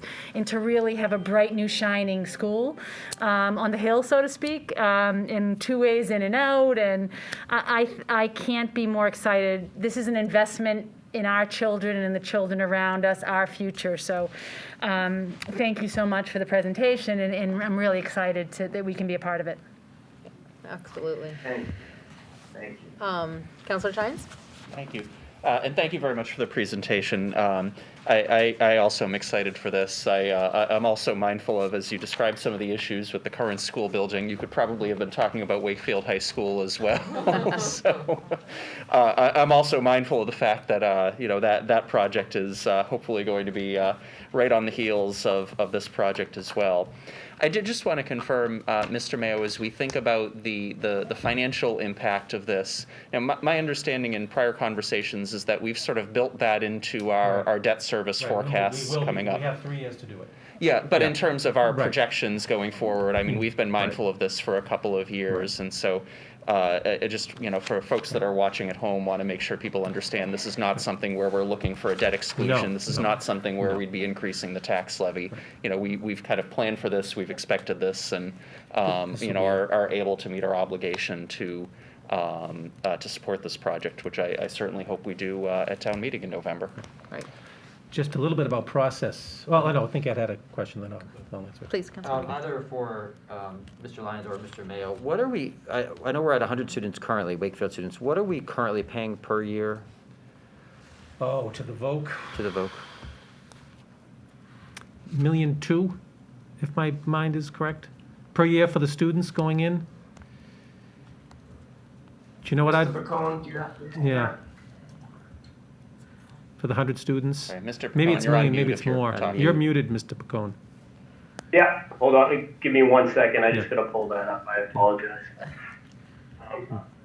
And Mr. Lyons, you said that the amount would be $800,000 per year, starting in 3 years' time, is that right? Right, For the- that's based on borrowing the amount in a staggered level. Right. That's also based on a rate of, I believe, 4%. Right. But we always go a little bit more conservative on those rates. So a couple assumptions built in there. Couple but- assumptions But we're built looking at in. 120 students Yeah. in the new facility and approximately 100 students. Well, I think we have 100 currently, but I think 100 currently, oh, okay. I think we're at 120. Right. So that could go up and down based on the students. And the difference with Oh, I the apologize. The Wakefield's total assessment, I didn't mean to interrupt, Mr. Mayo, was $1,732,232. Okay. About $17,322 per child. Okay. So if I understand correctly, then we'll actually be paying less per year with the new No, facility? we still have the student cost. Okay, This so is like a on capital top- cost. This is on top of. Yeah, this is on you're saying top of This is that. the capital on Right. top of that, okay. Right. Okay. In fact, this will be a good subject of our forecasting committee meeting Right. next week as Okay. we work this in. There's something else going on here that, I don't know, Dave, do you want to talk about this? We're also looking for a pretty substantial grant through the federal through the ARPA funds. You have a school that is probably the most equity diverse vocational school, maybe the most equity diverse in the Commonwealth. And the three, the gateway communities there, along with some other vocational gateway to communities, has petitioned the governor's office to actually look for $100 million for each building project. 300 million out of that very large amount that the state has. That would be game-changing for all of the communities, particularly communities of Chelsea. They mentioned Chelsea, Saugus, Malden, Revere, has a lot more students in here. And this is a per capita cost per community, so their rates, or their annual amounts, going to be a lot higher, okay? From a process standpoint, if, each community can do nothing, all right? And you have to have a negative vote, actually, to put the project on a different path. I don't think that's what any of us want to do. The community should weigh in on this, absolutely. But if one community does have a negative vote, okay, at their town council or town meeting level or city council or town meeting level, it then goes to an election, a general election. And that will be a special election, if I'm not mistaken, probably by the end of the year. Maybe Charlie can tell me if I'm wrong. And that is an aggregate. So you take the entire 12 communities and, if 1,000 people vote across all of them, then if there's 501 votes, it passes. So that is the progress. I hope we don't have to have a special election, because I think this is a great project and a lot of great things going on there. And did I understand correctly from Mr. Lyons that the cost per student will be equalized? Yes. With this new building, but A cost for the construction. Okay. Yeah. Okay, got it. Yeah. Thank you. Not for the ongoing, yeah. Right, right. Like it if it My face was. has been disabled again, Did you have a question? which is probably a good thing. But if I could just help address the issue, and I will. Yeah, there's been a letter that the district has drafted that was signed by both the mayors of Brian Arrigio from Revere and the mayor Christensen of Malden, as well as Tommy Abrasino from Chelsea, along with, I might add, the mayor of Fall River, Paul Coogan, and the mayor from Taunton. There are 3 regional voc tech schools that are serving gateway cities where, in Northeast case, 49% of the debt would be absorbed by those 3 communities. In Bristol Plymouth's case, 41% of its debt will be absorbed by the city of Taunton. And in Diamond or Greater Fall River Regional, 75% of the debt will be absorbed by the city of Fall River, another gateway community. These projects total an overall construction cost of over $900 million. And so the 5 gateway city mayors endorsed and signed a letter that was prescripted by the 3 regional superintendents asking for $300 million, $100 million each to each of these districts to lower the local cost of member communities. There's going to be a hearing on Friday. The mayor of Melrose has been very active in supporting us. He's a former state rep, Paul, who will help us get into that hearing. I know Superintendent DeBarry will participate. If we could get a portion of those funds, it would be terrific. And so we've appealed to both the governor, the Senate President, Karen Spilker, as well as the House Speaker, Ron Mariano, and the various chairmen of the Ways and Means Committees.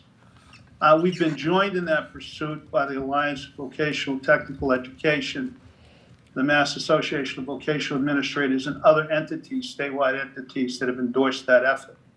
I want to emphasize this, though. That's where we want to spend our time, trying to reduce the cost to member communities, every community, equal across the board. But rather not spend our time in an election that I think is going to be supported anyway by 75% of the populace. It's not a debt exclusion vote, it's a popular vote. And in every district that's had to have one of these, from Cape Cod Tech to Bay Path to Minuteman, all across the state, they've been passing with 75% of the vote. We want to spend our efforts in the next few months doing everything we can to try to get additional support to reduce this cost to member communities, because we really do believe that the MSBA cost assumptions are too old and obsolete. They have to be modernized to reflect the actual cost of construction. We don't believe, for example, that the technology cost in a regional voc technical high school should be the same as the technology cost in an elementary school, which is the current policy of the Mass School Building Authority. So we're trying to get additional funds for them so that they can spread their funding to be more realistic, but we're also looking for some of these federal funds to help minimize the cost, particularly to the cities that send a much larger percentage of students. And we'll continue that effort as long as we can. Yeah, just 2 questions. Thank you all for that presentation. It was great, and echoing what everyone said is however we can be supportive. And one thing, Steve, looking to you is if there's a way we could do a letter and say as a community that, hosts this school, anything we can do. And, it would be great to reach out to our delegation as well. I know you mentioned Paul Broder, but reaching out to Kate and Rep Wong, and then Jason Lewis, who chairs the Education Committee, I think I'm would. actually meeting with them tomorrow morning. Perfect. Yeah, So, sorry. so if there's a letter that all of us can sign or Yeah. you sign on our behalf, I think for Friday, I'd really appreciate that. And then the second question, as Steve mentioned earlier, you guys used to have a pool, and I'm just wondering if the plans for the future include a shared pool potentially. No, unfortunately, maybe Oh. not. Not yet, not yet. I like Steve's answer better than. And a hockey rink? Yeah. We get that 100 million, we might be able to do a few extra things. Great. And I guess the comment I'll just add is I'm glad to hear that the Wakefield Municipal Gas and Light Department reached out to you. I've heard rumors that you were thinking of using natural gas. I really hope that, you can find a way to not use that. The state's going away from that, and I think WMGLD has some interesting solutions. So I'll just put in a plug for that. Okay. Any other comments, questions, Councilor Dennehy? No, I'm just, thank you for your presentation. I'm supportive, and I think Councilor Butt's idea is fantastic, so happy to sign a letter, so. And we do need a pool and a hockey rink, so. We'll send the swim team moms up to you. Okay. All right, so this will be in front of us at town meeting. We don't need to vote on anything right now, though, because that will be No. part of the warrants, right? Part of the warrant, yep. Okay. Great. Excellent. We're here to support you in any way. Thank you so much for all you do. Thank you. Thank you So very much. thanks Thank so you. much. Take care. Thank you very much. Have a nice night. Thanks, you too. Bye-bye. Thank you, guys. Great. Item number 10, lake policy. So in our packet, I was reminded, we looked at this a couple of meetings ago, I guess. And so we have a proposed revision. I don't know, who wants to kind of walk through what the changes are? Yeah, Steve, you want I to? can start off with it. I think that one of the positives of the pandemic, and I will say, let's look for a positive every now and then. One of the positives was that I think citizens really rediscovered the common.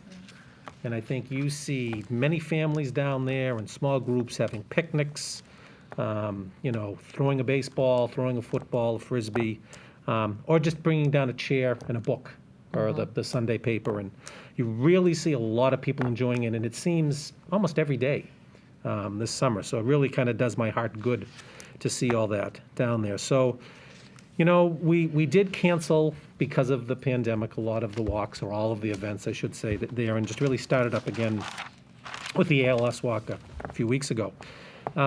So a lot of citizens have reached out to me, to our office, and really said they really enjoy not having the common used every weekend, all through April, May, June. They kind of take after the 4th of July off, but then it starts up again September, October. And they're all very worthy causes, very worthy causes. But I think the citizens have reached out. So we've, told a lot of the groups, with the council's blessing, that, we reinstituted some things this fall.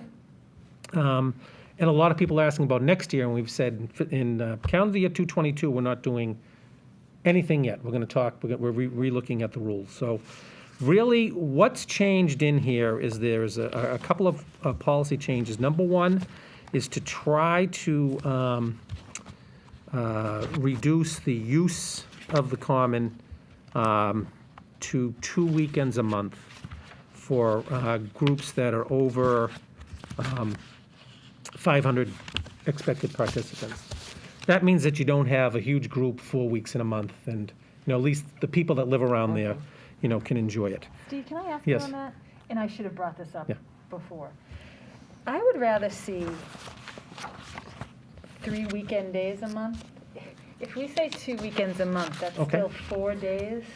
That's half of a month where you have an influx of people that are using the lake. And I do know, just from folks that live around the lake and use the lake from Wakefield, it has been so lovely to not have every time you go walking to have crowds walking with you, which it was like before the pandemic. I don't know how other folks feel, but 2 weekends a month is still 4 days of massive. Potentially 4 days. Potentially. Right. I would rather keep it to 3 weekend days, but We also found that a lot or most of our groups were, between, were less than, we're 500 or less. There's a few that are 1,000 expected, and there's one very big one. I think we heard from that candidate, person a few weeks ago. And again, great charity and everything. So what I did do is in here, there is a potential that for those groups that are larger, that the town council can certainly continue to allow them, and particularly those that are grandfathered. And we also increased the fees because, before our fees were so low, and they're not, town's not getting rich on it, but, to charge a group that has, 1,000 people at it, $500 is only 50 cents a person. There's a lot of wear and tear. And this goes in to just help, with that. They've also charged for if they want the keys or to the bandstand if they want tents and things like that. But it's not a huge amount. And the other thing is we grandfathered our standard events, Wakefield Center Neighborhood Association, Friends of Lake Corner Powwow events, 4th of July activities, of course, the Common Ground Day event, and other events as designated by the town council and are subject to a separate license. So that gives the town council the ability to say, hey, we're going to grandfather the Buddy Walk of 2,000 people, if you wish. And I think that allows that to be in there.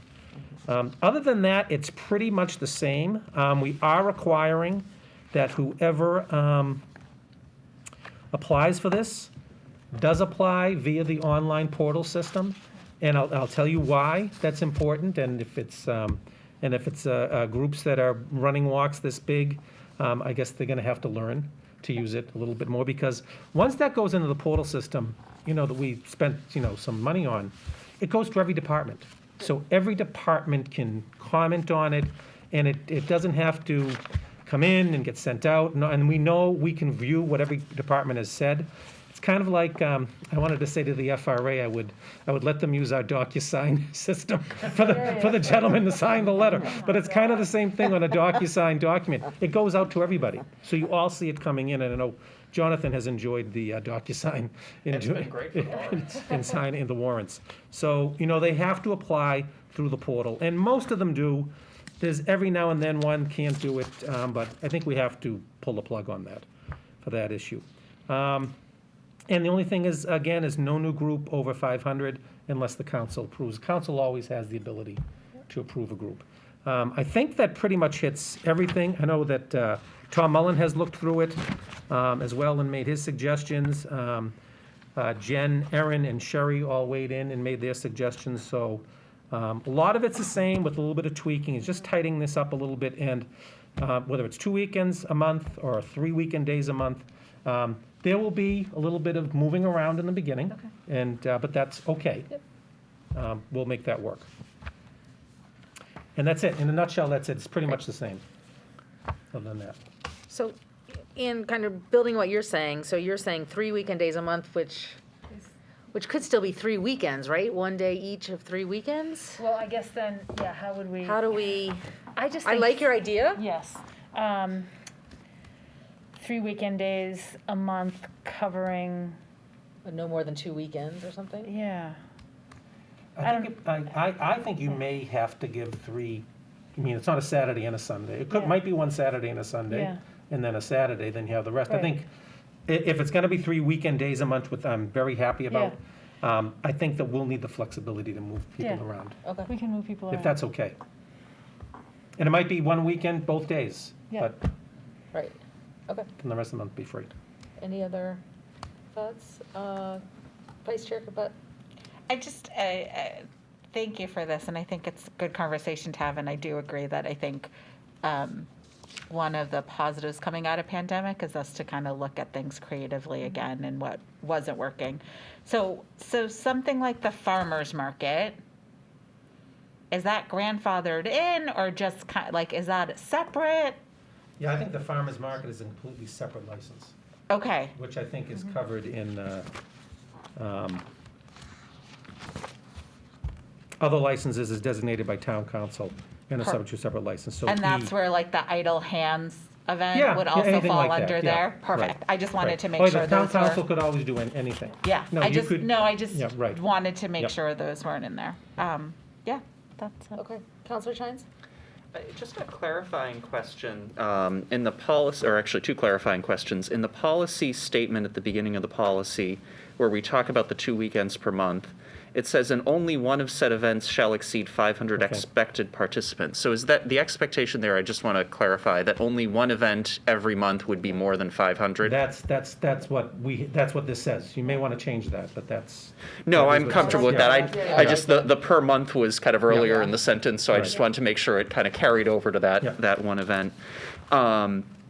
Just the other question I had is the rules document. I don't know if that needs to be further updated, but the first rule does seem to me to contradict a little bit with the policy in terms of how we define local organizations.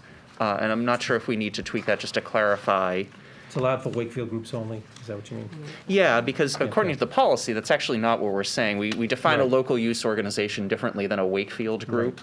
And so I just, that struck me as a little bit confusing, and I like the definition in the policy better. Okay. Yeah, You know, I see what because you mean, I yeah. think it does speak to a group that has Wakefield ties. I think we do like to have the idea of maybe having outside groups come in, particularly if they have longstanding connections with individuals or organizations locally. And regardless of where we decided that, I just want to make sure that we're being consistent across both documents. But I'm generally supportive of this. I mean, I think it strikes the right balance. And, you know, certainly as we see sort of what we end up scheduling for 2022, if we find that it doesn't strike the right balance, we can certainly revisit it next year and tweak it as we go. But again, I'm supportive of this, and I think it gives us the opportunity to make sure that local residents have the ability to use the lake, but also make sure that we still have the events I think that we all treasure and enjoy as well. Although in violation of the policy, I hope we're not actively looking for the person that puts the really happy yellow ducky out No. there. Okay. We don't know who that person is. That's good. I don't want to know who they are, and it might be in violation of the policy, but it puts a smile on my face every time I see it. That's the So, like structure policy, not the yeah, I'm good. Counselor Denny? I can't find it now, but did I see something that said that organizations would have to include information about local food Yes, vendors? yes. Okay, that's good. Yeah. That's good, I like that. If food and or beverages are served, the applicant shall attempt to utilize Wakefield restaurants, retailers, or similar establishments.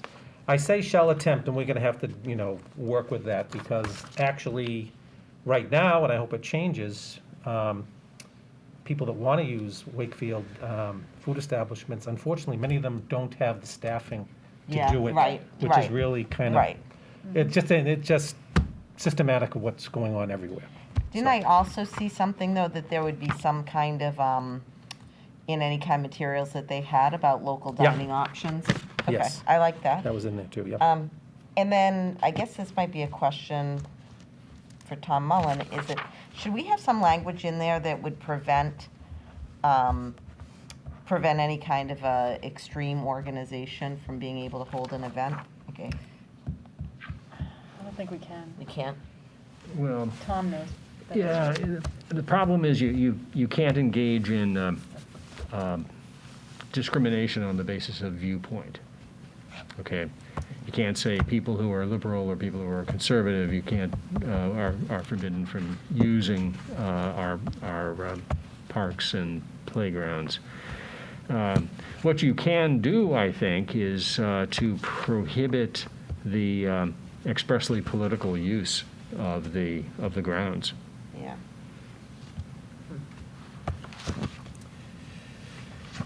I don't know if you want to do that. No. It does say the event must be of direct benefit to the citizens of Wakefield or a segment thereof, but I don't know. Do you want to make a motion, or? I don't know, I'm thinking. Okay, then while you're thinking on that. I have my So- attorneys near me, so Okay. any attorney's recommendations, I'm hearing them. This is really only pertains to weekend events, so, right, things like movies by the lake, should we grandfather them in too? I think that, again, those are all items that the council can do. Those will be a Yeah. separate item, Yeah. much like Yeah. farmer's market or others. Right. Okay, You always kind of have the ability to do that. okay. Counselor Dombrowski? Thank you, Madam Chair. Steve, or maybe Sherry, do we have a sense of, if we're looking at, say, like 2019 as a case in point, about how many events, ballpark, and of those, like how many would meet the criteria of this?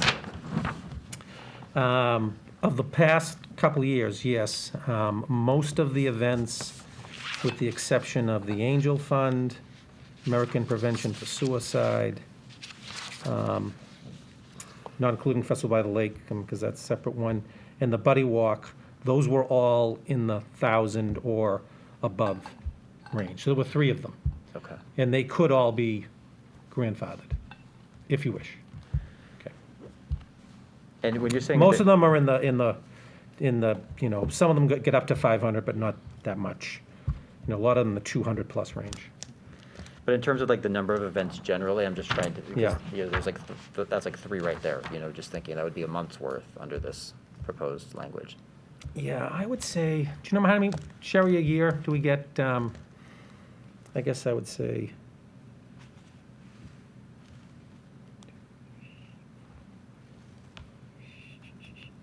Or even like 10 to 12. Just like maybe. even like in a given month, I guess I'm saying, Yeah. like, you know, like how much. Well, you will have months where you'll have every weekend. Right. Right. Right. Especially in the May, June area.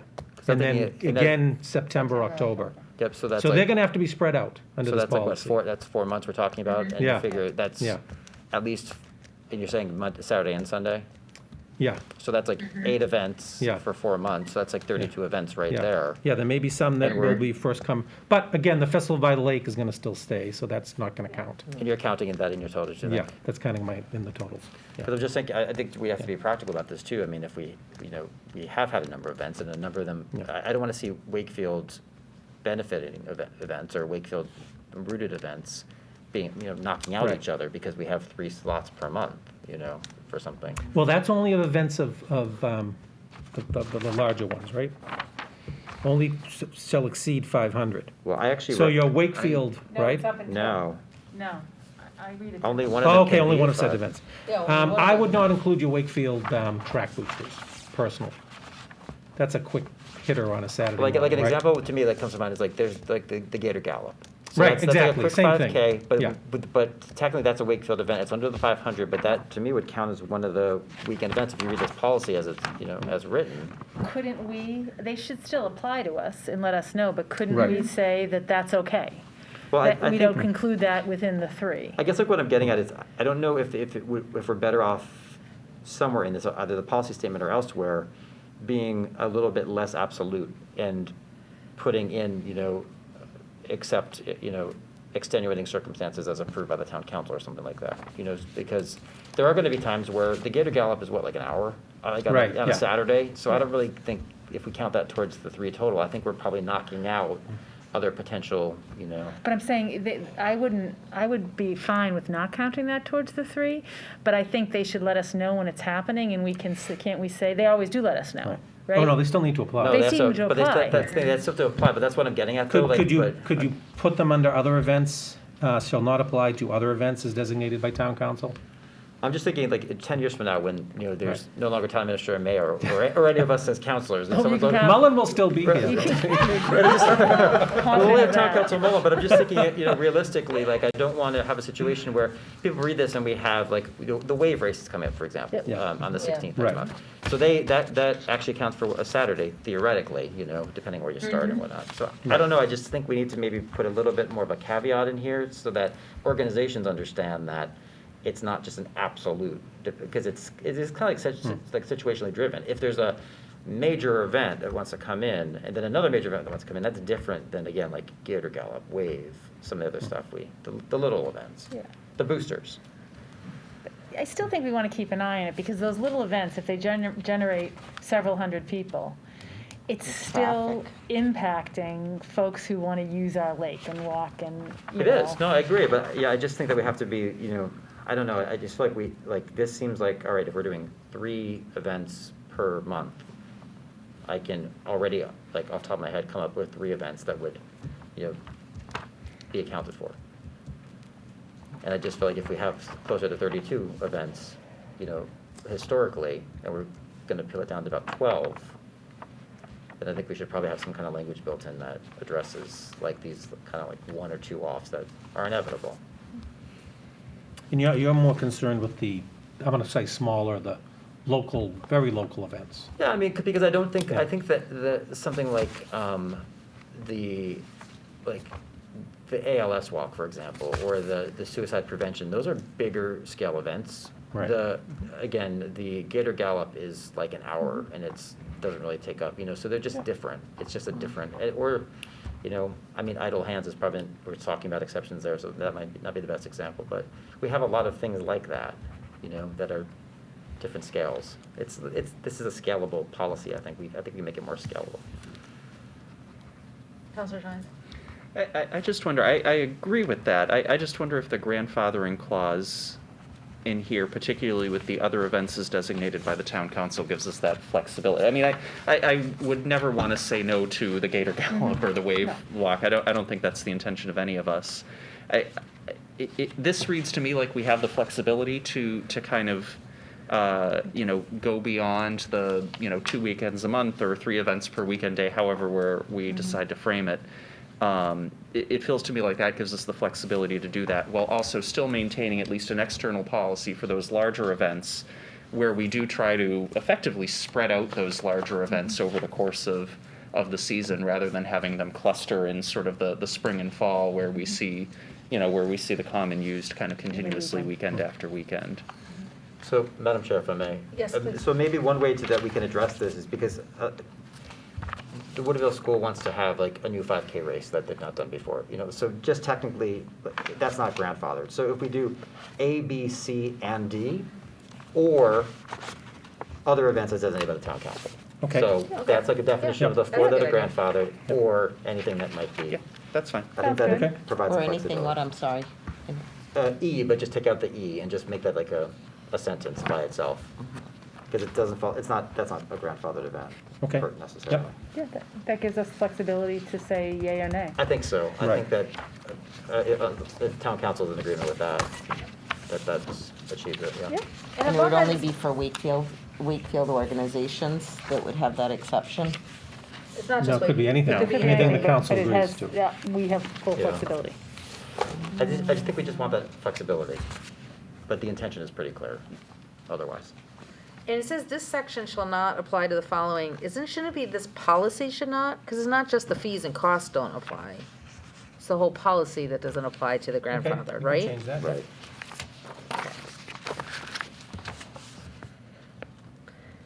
And did you have something to add? I guess I'm just a little concerned on the exception thing. The exception is that we have that flexibility. Is that, do we want to make it just so that it's for Wakefield Connections organizations? So just maybe to share my 2 cents, I don't think we'd want to limit ourselves to that. As an example, I mean, I look at something like the Buddy Walk where, that's been a long-standing event in town. It's not a Wakefield event, but I think it's one that, for a lot of our residents is something that's really close to their heart, and it's a tradition that we have. And so, Oh, yeah. That's grandfathered in, though. That would be grandfathered. Not as it's written, no. So that's why I think that's why I'd want to make sure we have the flexibility to say we want this. Yes. Another Okay, example would be sorry. if it's an event that's going to draw out of town folks, but maybe has a purpose that furthers business opportunities in town or Okay. something like that. Like I'd still want to make sure we Okay. have the ability to Yes, I approve get it. that. Agree. So not to overanalyze this, but technically where it says this section, it was referring to it was referring to a section. So if we say this policy, Yeah. it doesn't actually, I don't think it actually fits because we still want the rest of this policy to apply to these events that we've identified as grandfathered or it, allowed by the town council. So I think just whatever verbiage you want to use to just say that the limits, the weekend limit as identified, does not apply to the following events. Oh, I You see can what just you're identify whatever section the weekend's under. Yeah, Statement which of is the just, policy, add that. exactly, so that Yep. way we just clarify that. So, sorry, any other discussion? So maybe, do we vote now, or do we kind of clean it up and bring it back and vote? I mean, there's not a huge rush, except you're probably taking inquiries for 2022. I think what I'd like is, the policy has been approved in spirit, subject to further, final review by the council. However, we need to go forward until the 2022. I think Sherry's shaking her head because they're calling her every day. What do I do in 2022? I figured. So we can go forward in 2022 with those events that have already, because some of them want to be in January. There's a few that they're, which we're not worried about. Go ahead. Fill up those weekends. Okay, so we don't need a vote right now, though? No, I think I'd like that direction. You do want to vote, okay, provision, so let's have a motion, and do we need to? Just a question. Sure. So could I maybe, given that we have made a couple of changes, Right. and given that I think, knowing that we have some lawyers on our council that are probably going to go through this with a red pen, could I suggest, or I don't know if it's possible to vote on sort of the spirit of the policy now to give Mr. Mayo guidance, but then have the final policy come back for a final vote next time? I think Steve just said that. Yeah. Okay, sorry, I wasn't sure based on I your wasn't suggestion clear if we were either, so just we kind of, we'll setting vote on the free. spirit or kind of the sense of the council on this, and then we'll actually do the policy next time. Okay, so do I have a motion? So moved. Second. Second. Moved by Counselor Chines, second by Counselor Santos. Any additional discussion? Can I just add one request? Because, we don't get the emails from the portal. And so if there's a way for us just to, because we'll hear about the events that got approved, but it's just good in the first year for us to kind of know, like, did all 32 organizations, and we said no to 28 of them? Like, I think, if there's maybe, Sherry kind of numbers, not every meeting, but just kind of giving us that feedback. So that would be really helpful, and just like, because we're here about the ones we approve, and obviously we're here about the big ones, but I'm curious about the ones that just don't meet the policy that we're going to have to say no to. And they do have an ability to, appeal. Appeal, yep. Yep. Great. Any other discussion? Nope. Hearing no, all in favor of the motion? Aye. All opposed? Okay, motion passes 6-0. Item number 11, a motion to transfer $1 million from the general fund to the debt service capital needs account. So moved. Second. Any discussion? All in favor? Aye. All opposed? Should say that's just an annual movement of money. It's already in the budgets even and let you talk. everything. Yes. Don't want anybody to think we spent $1 million that just went like that. I know. We've been here a while. Okay. Item 12, Master Plan Advisory Committee. I just put this on as a reminder. We had a good kind of discussion about it last time. The deadline is October 15th. How are we doing on? We have 18 applicants so far. Excellent. And they range from living in Wakefield from 6 months to 54 years. So a really good range. They are not the usual names that you would see, so it is a very different, a different group. And you can certainly apply online. However, for those of you that would prefer to do otherwise, there are paper copies at Town Hall, the Senior Center, and at the library. So it really is a, I saw the list today, and some of them names I recognize, and some of them are, new people that have come into town, from architects to civil engineers to a career life school teacher to urban planners to business owners in town, so to attorneys. So really was a pretty, so I think it's really a way that you can make a difference in the direction of the town. So, 18 is not overburdening that group at this point. I think so. we can have up to 25, right? We said 20 I to think we 25. said 20 and 25. So- That's great. I know I talked to some people this weekend that Yeah, are I did still too. interested as well. So it's a great opportunity to get involved in town. Now, who will make the selection, Steve? Well, it'll be the planning board. Okay. We'll do it 'cause Will it's the their- town council have a say? I mean, could we No. appoint a liaison or use our I think you liaison? could appoint a liaison from the town council if you wished. Okay, Yeah. okay. So maybe we can talk about that.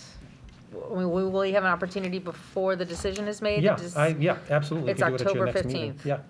You have a meeting October 14th if you wanted to. Okay, so let's put that on the meeting, the agenda for then. I know, Counselor Danahy's already expressed interest, unless we just want to, does anybody else have any interest in it? All you. All right. Counselor Danahy, it's all yours. Good, okay. Madam Chair, could I just Yes, please. make a reference, just, as Mr. Mayo went through sort of the folks that applied and kind of some of the professions, I've heard from some people who've asked, do I need to be an engineer or an architect or a planner to apply? And I just want to make sure people understand that is absolutely not a qualification for doing this. In fact, I think we want people that have a diverse level of experience in all different areas. And so, there's a reason we're working with MAPC. I mean, we have sort of planning experience and expertise to bring to bear. We really want to hear from residents on this one. And so, if you're not an architect or an engineer, don't hesitate to apply. And we want people from all over town. Too. I mean, we've learned, we need voices from people who live everywhere around town, so, great. And there's people in marketing, there's a writer, there's a regional sales manager, library. I wonder if there's anybody from the youth council that'd be interested. So I can say I believe that they are looking to appoint someone as a liaison to the process. Okay. Excellent. I think that's great. All right. Well, Councilor Danahy, you can start reporting on this then. Okay. Happy to do so. Item 13, request to advertise for a member of the Board of Health to fill an unexpired term April 22nd. Do we need a vote on this, Steve? Usually, when we advertise, the town council does. Okay, so we will take a vote on this. This is not to set up. Yeah, the this will joint- be to advertise, and we should have a joint meeting on the 14th. Yeah. It's a short time frame, I know, but it's still a few weeks. Because that. But do we have to set that meeting today, or no? We don't have to? Yes. Because it's not a public hearing, right? It's not, it's just a joint. Just a joint meeting. It's just a yeah. joint, okay, got it, okay. But that board is managing with 2 people right now, and that Okay. gets a little bit of an issue. So do I have a motion to advertise? Could I just ask a question? So from a timing standpoint, so if we are holding the appointment at our next meeting on the 14th, so, I mean, that is a very quick turnaround time. I mean, when would we have applications due, and does that give us enough time to? We could have applications in by the 8th, and that would give you six days. Yeah. Okay. Yeah. I imagine there'll be one very important application. Well, I mean, I don't want to. I don't want to presume sort of where the application process will go. I mean, it is open to the public, and it should be. Right. Yeah, I just want to make sure that if we are going to have a turnaround time of applications due the 8th, that we get the public information, an announcement out there, tomorrow, so that people have adequate time to, pull together an application and a resume if they're interested. That we will, yep. Okay. Right. In that Councilor case, Dabrowski? I'm sorry. Yes. No. Through you, Madam Chair, to Mr. Mullen. Mr. Mullen, can you remind me, is there, I think we talked about this before, is there a reason we only have 3 versus, say, like 5 on the Board of Health? Is it a charter change? Yeah, our charter specifies a 3-member board, so we could certainly change that, but it would require a charter change. Okay. I was on the Charter Commission, we tried. And it went nowhere, because 5 is a much more tenable number. Well, because for one, because you can't have 2 members talking to one another, That's right. which doesn't make a lot of sense. But also, I also think we're kind of in a different time now, where I think people having gone through this pandemic now have a different look at the Board of Health through a different lens, perhaps. So agree. I don't know that that past defeat is necessarily indicative of where we'd be going forward. So, so what would be the most expeditious way to begin that process, Mr. Mullen, if we were to want to pursue that? I think it would be to have put it on the next town meeting warrant, have town meeting recommend the change, and then it would appear on the next election ballot. Right. So I would be in favor of that, and I would, so I don't know if there's anything that we would need to do this evening relative to that, in order to move that along. As a town council, we could put that on the warrant. Sure. Right. Yep. Okay, so I think, so if that pleases this body, I think that's something we should try to do for next town meeting. And we should definitely, chair to chair, talk to the Board of Health. I think we should talk to them first, because I actually. Well, they expressed that last time they were here, I think the last time we were appointing. They always have. They have, they have expressed that. There's also been expression of not being being not elected and being appointed. Oh, yeah. So I would, before we go ahead, When I would does have the to have a warrant conversation. close? Remind me when the warrant closes? The 8th, I believe. The 8th. The 8th. Yeah, October 8th. So if we put it on the next agenda, I mean, the warrant closes, but we can, do we have to do anything before the 8th? Any one member can put it on the Right. warrant Oh. anyway. Oh. Yeah, so any member of the council can put it on the warrant. So let's talk, yes, Councilor Shines? Yeah, I was going to suggest not to volunteer my colleague over here, but I believe Vice Chair Butt does serve as the liaison to the Board of Health. Do I? I think Oh, she no, does. it's you? Oh, in that case, I do all of Councilor them, but I Sant. think that's the person May- who served on that board. I do, so I can reach out, and I Yeah. know, Ed, I might have spoken too quickly. The charter, we tried to get them to be an appointed board. Oh, okay. In town meeting, thought we were disenfranchising voters, and that was voted down. I think no matter how we get to But five. is going to be better than the current situation. Yeah. So Yeah. voted, appointed, I think that's Yeah, I mean, probably the secondary appointed, concern. I think is better, but I would agree with that. I mean, I think the 5 Absolutely. piece Yeah. is Yeah. both less controversial, but also it I think is the more immediate concern given the Yeah. Yeah, I would challenge agree. of open meeting law Yeah, with because a they just haven't been 3-person able to even committee. talk to each other. Right. Yeah. Which, and it's completely inefficient. as liaison, I will reach out. Okay, why don't you reach out and then, Yeah. communicate at least back to maybe Ed, and then we can decide if there's somebody who wants to put it on the warrant. Yep. And then, of course, we can endorse it as a town council You know, when as we Ann pass said, the they warrant. tried it. Okay, but we still need to vote on the request to advertise a member of the Board of Health with a deadline, I guess, of October, what do we say, October 8th? Okay. So moved. Second? Moved by Counselor Butt, seconded by Counselor Santos. All in favor? Or I need additional discussion, sorry. All in favor? Aye. Aye. All opposed? While we're on committees, I just want to point out, we have a couple of openings on the Finance Committee, and that deadline expires on the 7th of October. We have opening on the Conservation Commission with a deadline of October 5th, and the Disability Council with a deadline also of October 5th. So lots of opportunities to get involved. New school, there's a letter in our packet, I just wanted to share it with all the counselors from WCAT. Obviously, as the new high school is being discussed, the Board of Directors asked that we continue to keep it front of mind how to integrate space for the WCAT studios, either at the high school or somewhere in the community. We can certainly discuss it, but I just want to make sure that it stays there. Great. Warrants, Counselor Chines, item 15. Sure. So I think the last time I gave an update of warrants, I misspoke and said I had the end of fiscal 2021. That wasn't the case. I did sign warrant number 56 for a straggling $65.46. Last week on the 21st, also warrants 6, 8, and 10 for fiscal 2022, which were for a total of $22 million plus standard payroll expenses. Just a note on warrant number 6, it was a particularly large warrant because it included a $6 million contribution to public employee retirement. So kind of an unusual, a planned expense, but not an expense you typically see in the average warrant.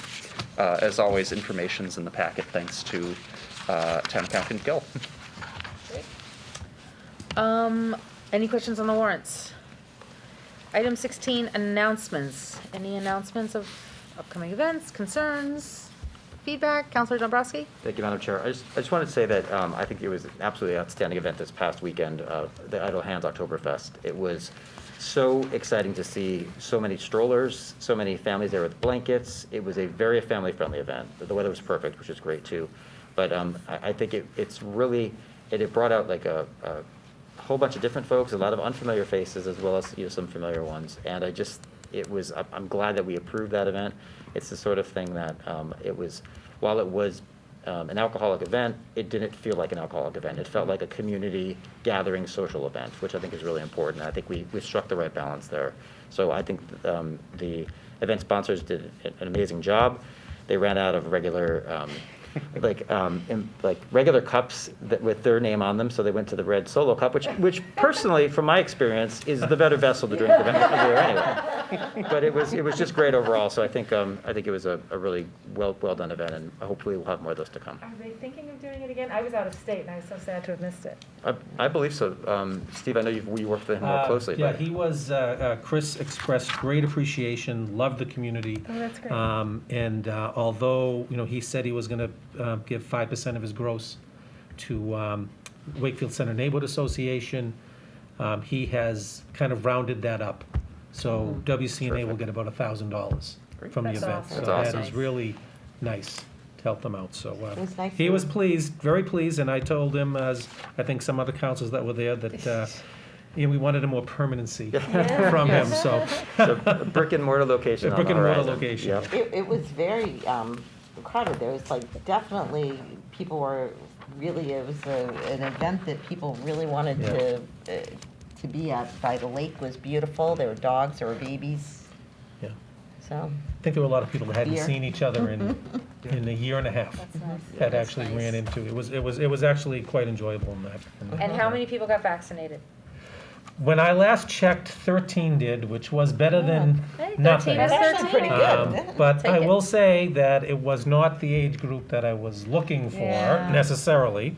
But I had an older couple come up and see me, and they were thrilled that, so I think on top of the 13, they actually got their boosters. So they were thrilled to be able to do that while they were there, so Yeah. that made me happy. But Good. one at a time, I guess. Steve, can you just pass on our thanks to Erin for all the work that she Yes. did? I think when we Yes. created that position, this is exactly what we envisioned.